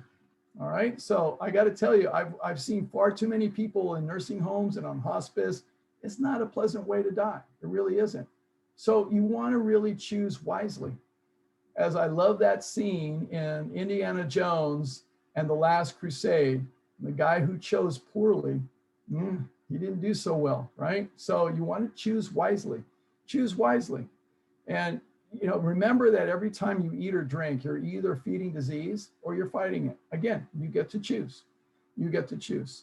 So this is my food pyramid. And I love Dr. Will Bolshewitz's work because it really matches up everything completely with all the research that I've been doing for years, that we want to stay away from the foods that are life depleting, that stimulate the sympathetic branch of the central nervous system. So that would be all meat, all dairy, all eggs, all oils, all processed foods, and then all refined sugar, deep fried foods, sodas, legal drugs, and excitotoxins, including aspartame and MSG. Stay away from these. And we want to move up towards life promoting food, which is going to be all your veggies, your whole grains, legumes, greens, colorful veggies, and fruit. That's where you want to stay. So it really makes sense. And so not only is the American College of Lifestyle Medicine promoting and supporting a whole food plant-based diet, but I want you to know, in case you didn't know, not only the American College of Lifestyle Medicine, but the American Cancer Society, the Academy of Nutrition and Dietetics, the American Medical Association, the World Cancer Research Fund, Diabetes Canada, American Diabetes Association, the American Association of Clinical Endocrinology, the American Heart Association, and others all agree for optimal health, eat more unrefined plant foods. They're all saying it now, and it's growing. They're all in agreement. So have your refrigerator look like a garden, teeming with life, filled with fiber to feed these microbes in your gut, rather than a morgue rotting of death, which will do nothing for your microbes except the bad ones. So you want to make sure you do that. Now, for further research, I'm going to send you this link. Don't worry about it. But this is the research from Dr. Will Bolshewitz's book. All right. So the www.theplantfedgut.com/research. He's got over 600 research studies for his book online, available to you. It's awesome. It's awesome. Everything is backed by science. He has not only an MD, but he's also got a master's of science in clinical investigation. He is an excellent researcher. All right. So he's really, really great. Now, in addition, I wanted to share this also matches up when you look at it anecdotally, and you look at the fact how this research compares to the pattern of the people who have the longest living groups of people on the face of the planet. We can see how it compares. When we see the United States, it's obvious to see right from the USDA, what we see is that plant food, we've been getting about 12% plant food, 25% animal food, and 63% processed food. No wonder we have such a problem in the United States. But when we look at the healthiest, longest living groups of people on the face of the planet, the blue zones, we see that their diets is very different. So in Costa Rica, on the Nicoya Peninsula, they have 58% plants, which is about 4 times what we have in the United States. And then in Sardinia, they have 63% plants. In Icaria, Greece, they have 78% plants in their diet. In Loma Linda, California, so that Seventh-day Adventist woman who I did the autopsy on, well, guess what? She was consistent with this whole diet. In fact, she didn't even have any dairy in her diet, and she had no meat or poultry at all either. So she had almost 100% plants, but the whole community is not all on board. So 81% plants on the research from there. But the best health outcomes, which we see on the planet, is in Okinawa and 97% plants. 97% plants. Yeah, so it's very, very little that they have that's animal food or anything else. So Canada looked at all this research in 2019 and they developed their food guide based on all this. And their food guide is, guess what? Minimum of 88% plants. Wow. Wow. As you can tell, the United States is rather far behind. We got a long ways to go. So my friends, I've given you a lot of practices to consider today to help you to build your microbiome. We want to look at it from a lifestyle medicine perspective. So everything is important, but drink more water, absolutely important, very, very important for gut health. You need more water, plenty of water. You want about a half a gallon to a gallon of water a day. More whole grains, legumes, fruits, and veggies.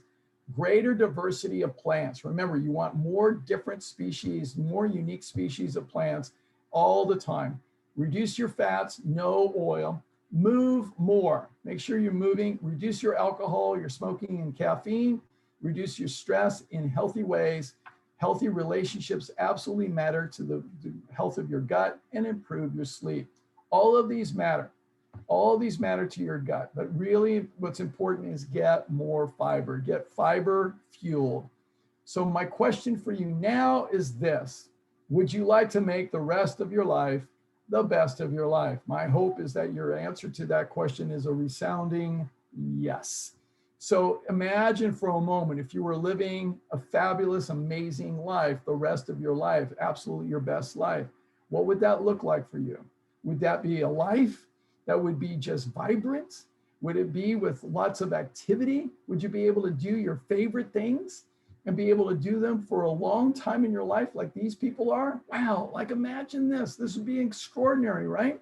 Would you be able to end your life having it live fully with health, energy, vitality, and fun, all to the very end, like my godfather who danced to the very day he died? I mean, just extraordinary. To be able to live a life like that is amazing. So where are you now? Are you there yet? Chances are you're not. So how will you get from where you are now to where you want to be? Do you have a plan? But more importantly, do you have a plan that's actually proven to work? Most people do not. I do. And I'm living proof because 26 years ago, I was 55 pounds heavier than you see me today. I had high blood pressure, high cholesterol, and high blood sugar. I had issues. And I didn't care because I was depressed. I had ruptured my Achilles tendon 4.5 years earlier, and I didn't care anymore until my friend walked up to me that day, and I'm coaching my swimmers on deck, and he walked up to me and said, "Getting a little chubby there, Ruben." Then he turned and walked away. I had a buttermilk donut in my hand that I wanted to throw at him, but I didn't want to waste the donut. So I got mad, first at him, but then I got mad at me. And it was sobering because I realized I had done it to myself. It wasn't anyone else. It wasn't mom. It wasn't my ex-wife. It wasn't anybody else. It was me. I had done it to myself. So that's when I took complete responsibility for my life and my health, and I vowed to completely change my lifestyle. I knew what to do, but knowing makes no difference. It's the application of knowledge that makes a difference. So I started applying what I knew. I'd been an athlete. I've been an outstanding collegiate athlete, and I've been a coach for many years. So I knew what to do, but I needed to start to apply it to me. So I started to do that. And I used a 4-point approach that I've used in sports. I've used it in coaching. I've used it in business. I've used it in healthcare administration. You know what? It works in all those arenas. It works in health too.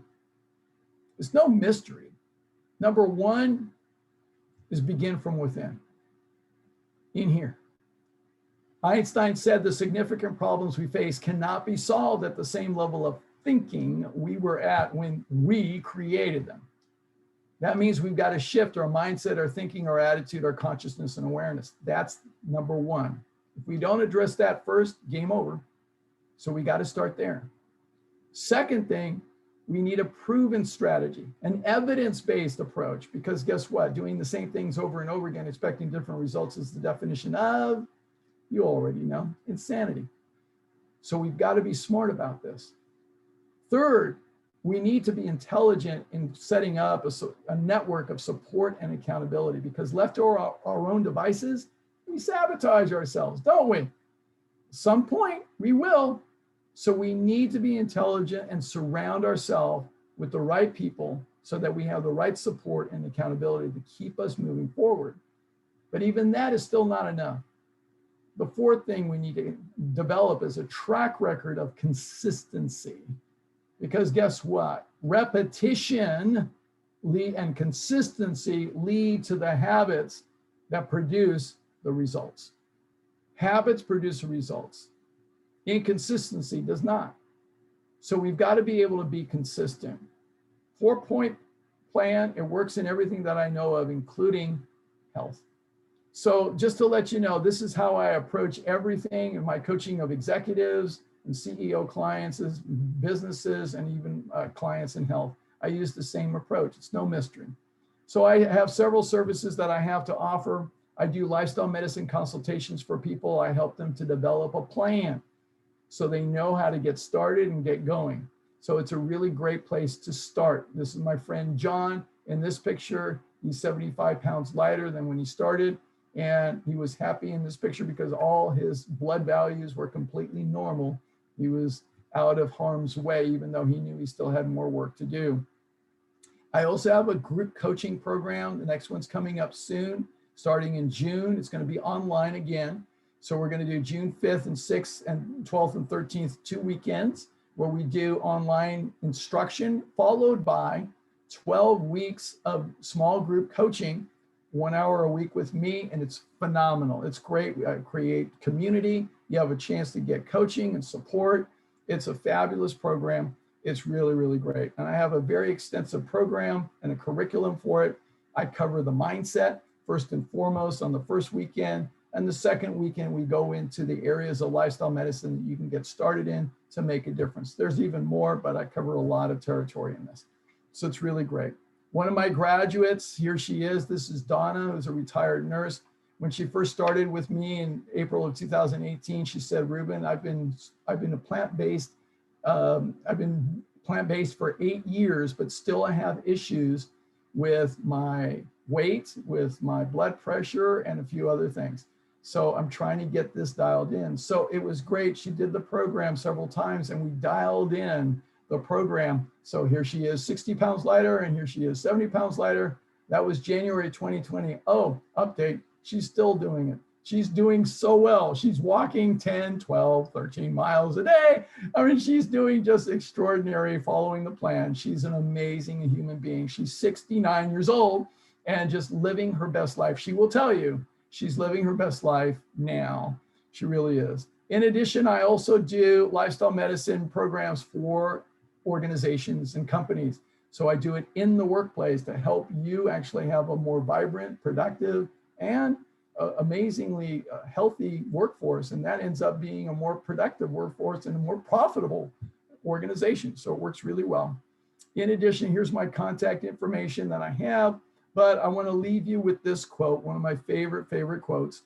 And I want to do that before I get to my questions with you. So life is not a journey to the grave with the intention to arrive safely in a pretty and well-preserved body, but rather to skid in broadside, thoroughly used up, totally worn out, and loudly proclaiming, "Wow, what a ride." So my hope for all of you is you're able to do that for the rest of your life. All right, so now I'm going to open it up for questions, get to the chat window. Let's see what I've got here. Okay, here, let's see. So, and if you want to unmute yourself, feel free to do so. Okay, I've got you here. All right.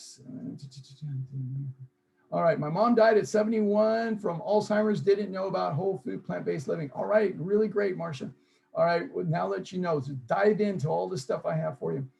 Wish I'd known about info for my mom too. Okay, let's see. Okay, let's see. All right, very good, very good. Let's see. Is there such a thing as too much fiber? Can't handle the ground flax, chia, etc. Also corn and beans, garlic, onion, wheat, etc. I've been whole food, plant-based, no oil for almost 4 years. I'm sure I eat 30 types of foods a day, still trying, love the food, but it doesn't like me. I have his book. Okay, very good. So check his book, because one of the things that he talks about is being able to slowly, gradually introduce new foods. So I mentioned this earlier, just one little bite.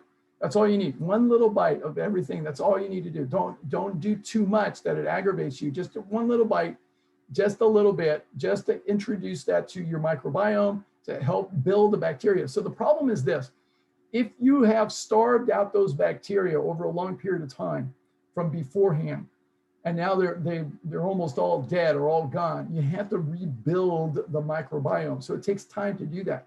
So if you put too much in, too much, too fast, too soon, then there's this violent reaction, all this gas and bloating, very discomfort, lots of distension. So you want to be very gradual and very kind and compassionate with your gut. So you just do a little bit at a time, but that's really great. Yeah, read it in his book. I know, I can't remember which chapter it is, but it's in his book, but he talks about it. Okay, does drinking 2 tablespoons of apple cider vinegar and 8 ounces of water 30 minutes before each meal, is that beneficial to creating a healthy gut? You know, he talks a little bit about fermented foods in his book and being able to do that, which apple cider vinegar is. It's a fermented food. So you want to be able to look at that, and he talks about that. Now, here's what I've noticed. It's different for everybody. And this is one of the things that Dr. Will talks about as well. Every single one of us is different. Every single one of us is different. So our microbiome is as unique as our fingerprints. All right, it's very, very different. So every single one of us is going to have different reactions to different foods. So it might be helpful for you. You may notice some distension or bloating, whatever the case may be, but see how that works for you. So you could try it out, but he talks about fermented foods. Some people like sauerkraut. I hate this stuff, but but everybody's different. All right, so you just want to see what's good for you. I love pickles.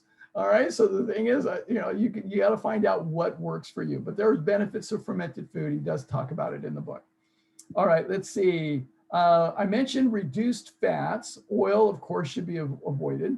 What is my view on unsalted nuts? A handful or 2, walnuts, almonds, peanuts, legumes.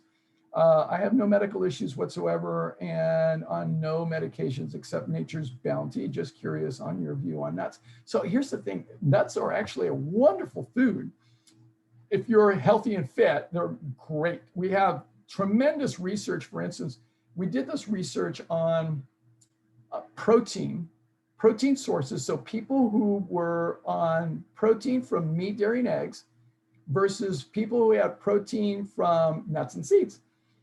Okay, so what we showed is that the people who had meat, dairy, and eggs, their risk of cardiovascular disease increased by 60%.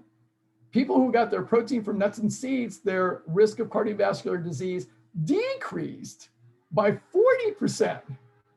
So that was a 100% shift in risk by being able to have their protein from nuts and seeds. So it's wonderful. They're wonderful foods. Again, everybody's different.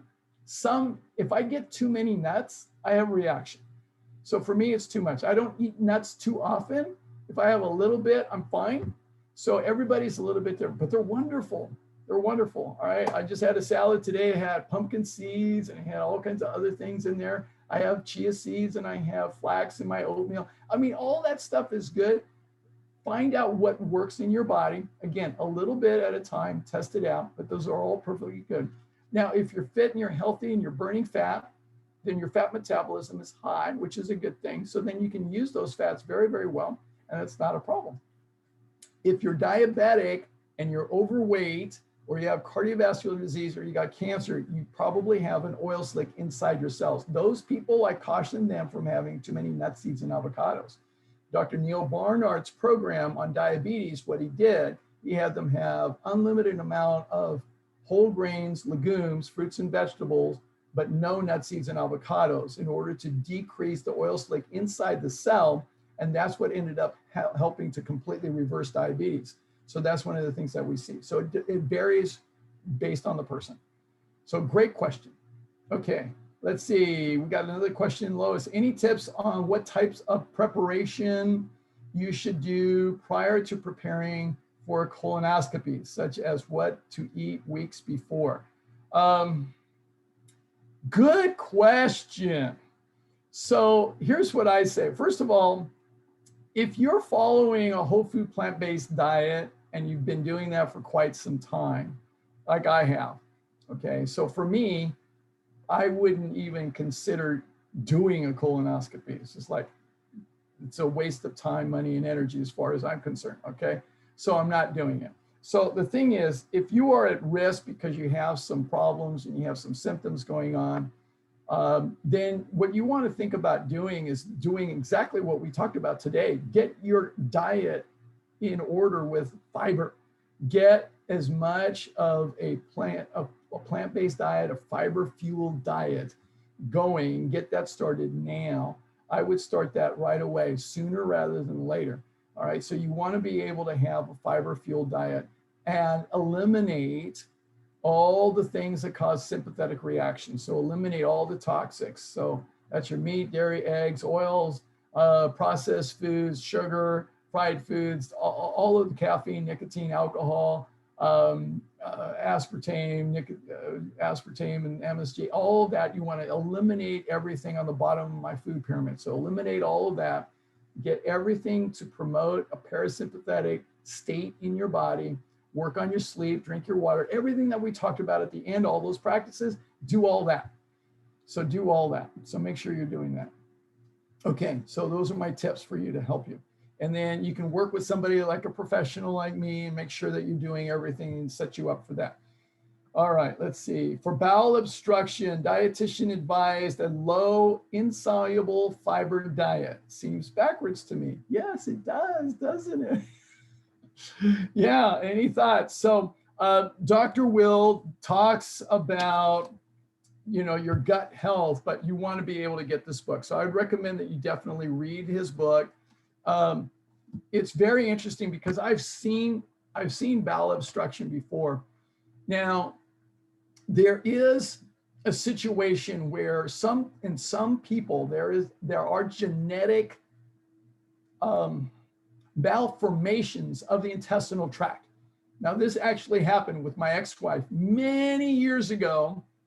She had what we call an intussusception. So she had the bowel actually folded in on itself. And what happened, it caused this mechanical area that was not normal. And so if she had a lot of fiber, then it would actually cause an obstruction. So it would do that. Now, most bowel obstructions are because people are not having enough fiber in their diet, and they're not having enough water in their diet, and they're not doing all the things that they need to for their whole bowel to be helpful. So we need to be able to do that. So if you have a mechanical obstruction, the only thing that you can do in some of those circumstances is actually do a surgery and actually clip that thing out and then reattach it so then the rest of the bowel actually works well. So it depends on what's causing the obstruction. Okay, so we have to look at that. So it's very important to look at. But what we want to be able to do is have a lot of fiber, especially the soluble fiber. We want to be able to feed the bacteria, because when they're healthy and everything else, then everything is moving, and we want that motility. So the healthy bacteria is going to help promote the motility in the intestinal tract. Okay. All right, let's see. Sorry if, okay. Whole food, plant-based, no oil, sugar, salt, alcohol, minimal flours and grains for over 6 years. The past couple of months, my stools are very loose. No blood, did fecal test. I haven't changed anything. I do have a history of ulcerative colitis, but have been off meds and in remission for these 6 years. Any idea what is going on? I do have a colonoscopy scheduled for Tuesday. All right, so for this, we may want to look to see what's going on with your diet. So maybe what you want to do is work with a plant-based clinical nutritionist like April, all right, so that you can get a full analysis of your diet. So you want to look and do a food log, and let's do an analysis and see what's going on, because just by doing it here, we can't tell. And you may want to even consider doing a lifestyle medicine consultation to look at everything else that's going on. Like I showed you today, there's so many factors that affect our gut and affect our gut health. How's your sleep? How's your hydration? How's your stress? How's your exercise? I mean, all the different variables that affect you are really important to look at. So we want to look at all the variables, all the factors that are at play here. So very, very important. So go ahead, Ruth. Well, I drink nearly a gallon of water a day. Would it be Great. advisable to cut back on that? No, that's water is good. Water Okay. is good. You're probably going to the bathroom frequently, which is good. Not really, because my body's used to it. Okay, good. Yeah. Good. So you're just well hydrated. Yeah. All right? You're doing fine with that. But I would recommend, we can't do it here, but I would do an individual consultation with you, and we need to do a little bit more detailed assessment to see what's going on. Yeah, Because I if have you've been on a been. whole food plant-based diet for 6 years and no oil, sugar, salt, or alcohol, you know, you're doing pretty well as Yeah. far as the dietary approach. We want to look at some of the other factors. Yeah, I log what I eat every day, so I keep pretty good track. So I know if, you know, if I do add something different, I can put a finger on it. But this is just kind of scaring me, Yeah, I you get know, it. especially with the ulcerative colitis history and a really bad looking colon way back 7 years ago, you know. Yeah, So got that. Got that. So we want to take a look and see, so I'll just ask one question for the sake of time, but is your diet consistent week to week, or is there a yes, lot of variety? Okay. I eat, yeah, as I eat in season. Like now, you know, I've been eating a lot of asparagus since that's in season now. And Okay. yeah, just as new vegetables and fruits come available in season, then I eat those, you know, and I try to eat as close to nature as possible. Very seldom eat anything processed. Okay, great, great. So, So we need to take a look and see what's going on. This is where okay. a lifestyle medicine approach is very valuable, because it's the problem that we have in our culture is we get very trained in the thinking one cause for one effect, but that's not how things actually work. So we want to look at all the things that are going on. So we want to see everything and evaluate that. So I can't do that right now. Right. I spent Thank you. 2 hours with you in the consultation. That's Yeah. what Thank you. You're welcome. All right. Very, very good. Okay. Let's see. Any other questions? Unmute yourself. Ruben. Okay. Here's another one. Can having a noisy stomach mean anything? Could mean you're hungry. I don't know. Okay, so it could mean you need to drink some water and eat some food. I don't know. It could mean something, maybe not, maybe not. I don't know. So it depends. Can't answer that. Anyone else? Question, unmute yourself. Yes, George. Ruben, I got a question. Can you hear me? Yes, I can hear you just fine. Okay, awesome. First of all, thank you for an awesome talk, a very timely talk. You know, I really appreciate all that information. I had a couple of questions.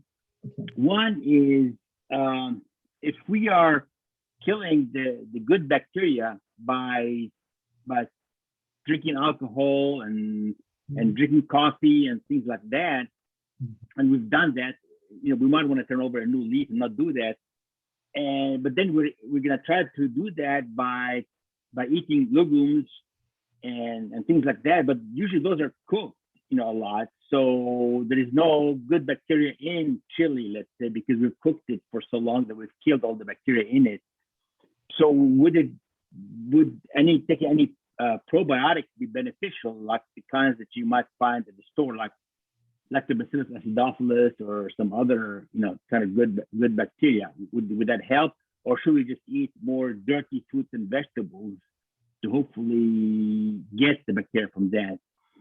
And then looking at this from a Western perspective. Well, let me answer that question first. Let me answer that real quick. Okay. So it's not that we're not looking for the bacteria from the food.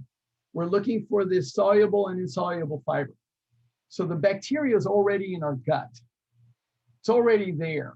All right, it's already there. So the thing is, all we're looking to do is feed the microbes in our gut with the soluble and insoluble fiber. That's what we want, the soluble fiber especially. So we want the diversity of fiber from all the different foods. So when you eat a bowl of chili, you cook the beans and hopefully there's no bacteria in there. So the thing is, it's cooked. But the thing is, you're getting all that fiber. Those are the prebiotics that we talked about in this webinar.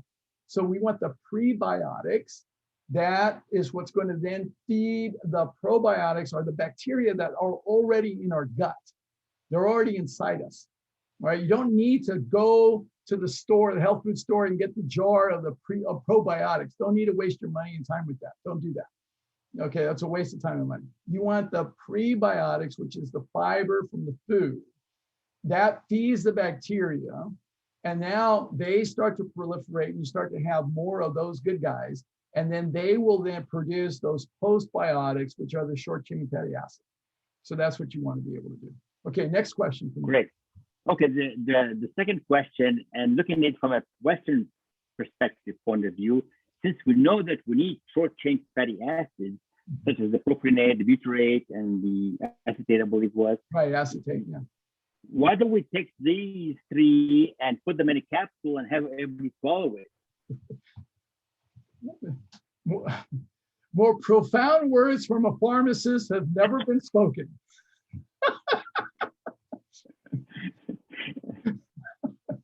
It's a good thing you're a retired pharmacist.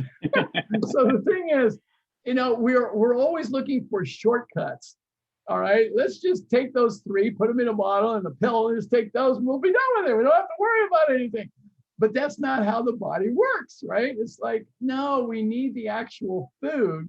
And those aren't the only three short chain fatty acids. Those are just a few. All right, there's so much diversity. Those are just an example. And that's why we need such good food. And that, by the way, that's why we need the intestinal tract, that we are designed to eat the food that we are supposed to eat, which is plant food. All right, we need these molars. We need those molars to masticate and chew and break down the cell walls of the plant foods to start making them available, all this contents, so that we can have that. And we break down the insoluble fiber a little bit and make available the soluble fiber. And then we have the amylase to break down the amylose and amylopectin carbohydrates, so we can start to break those down and make them available to be formulated into glycogen. But we need that fiber to be broken down. That's why we need these teeth. All right, no carnivores have teeth like we do. All right, they don't.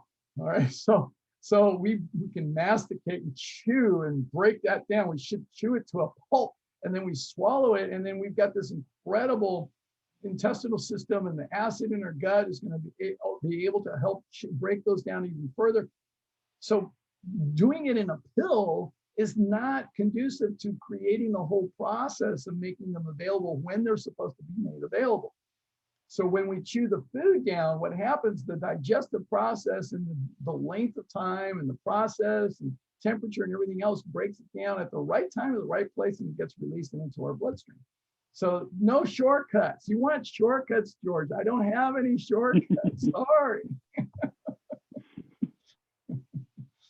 Yeah, we live in a world where we love shortcuts. We just do. Yeah. What else? Any other questions? Any other questions? All right. Really great. Thank you all. Let's see. Oh, there's another one. Let's see. For low sodium levels, an endocrinologist suggested reducing water intake. Oh, I've heard that one before. Again, seems backwards to me. Any thoughts? Welcome. Yeah. Yeah. Did the endocrinologist ask you how many times a day you poop, and what the quality of your poops were, and how many times, and how many? Oh God, and what you're eating? I mean, did your endocrinologist ask you about your diet? No. All right, they didn't ask that. So the thing is, it seems backwards, and it is backwards. So what we want to be able to do is, you want to be able to drink water, but you want to be able to feed the diversity of food in your diet. You want to be able to have that. It's very important for us to have that.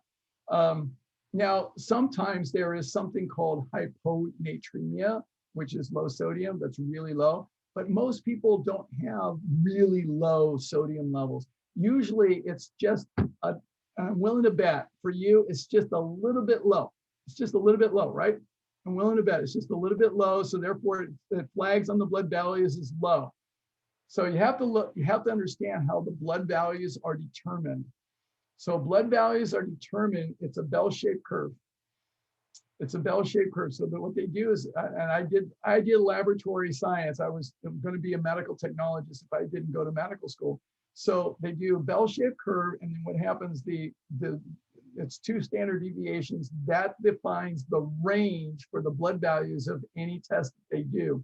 And if it's a little bit lower, then they say it's too low, and it flags up on the scale. And the doctors don't pay attention to it. That gives the doctors license to give you a medication or to change what you're doing as far as your lifestyle. That's what they want you to do.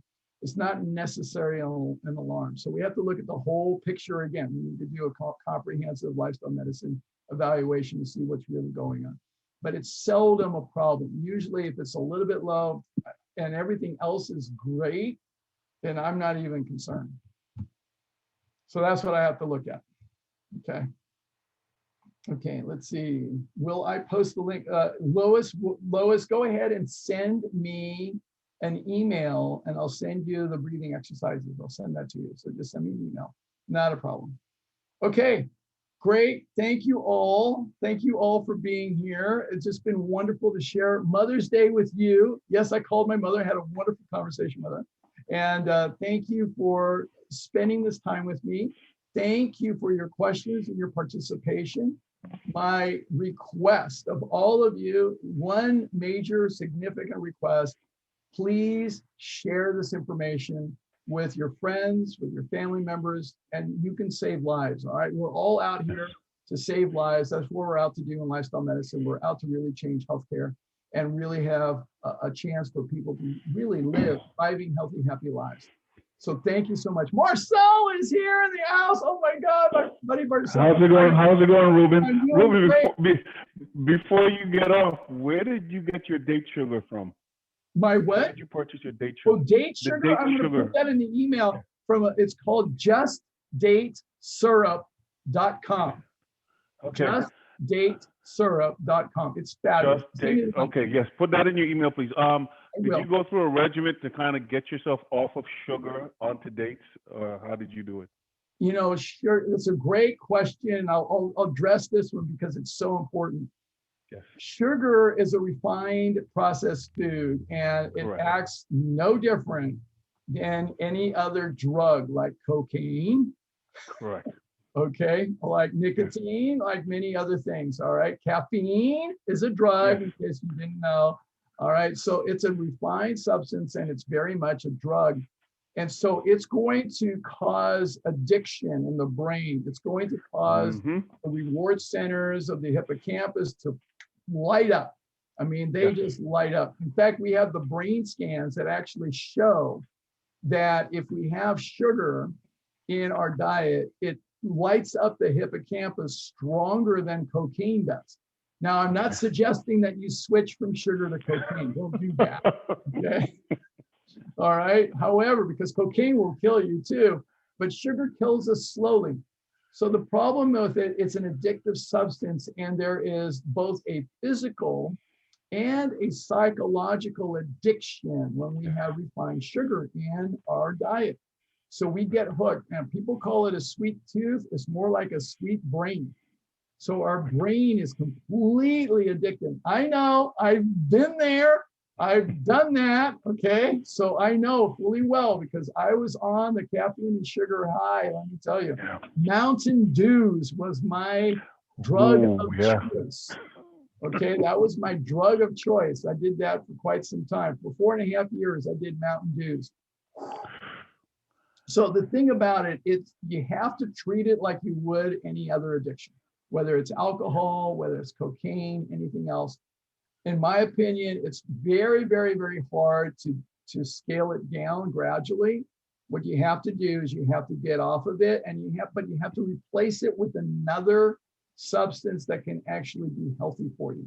Okay. So you have to replace the addictive and unhealthy behavior with a healthy behavior and healthy substance. So we have to do that. So The date syrup is fabulous as far as I'm concerned, because it's only one ingredient, dates. Perfect. Full dates, and it's great. So I use a little bit of my oatmeal. That's it. Okay, that's great. And it works really well. And I don't need a whole lot of sugar anymore. I just don't. I really scaled down as far as how much sweetness, because I was a cookie monster and a mountain dew. Okay, big time cookie monster. All right. Well, I've gotten better, but I'm still fighting it. Yeah, I couldn't get enough cookies. All right, so you want to be able to do that. So dates are not. So here's the thing, Anita.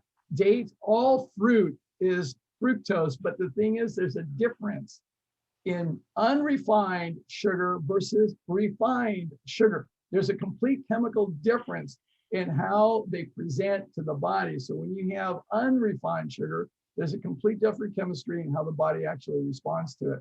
So there is a big, big, big difference. This is why fruit is so wonderful, because we got unrefined. You want the whole fruit whenever possible, but it's a great thing to do. So if you're going to add any kind of sweetener, I recommend the date syrup is a really good thing that you can do.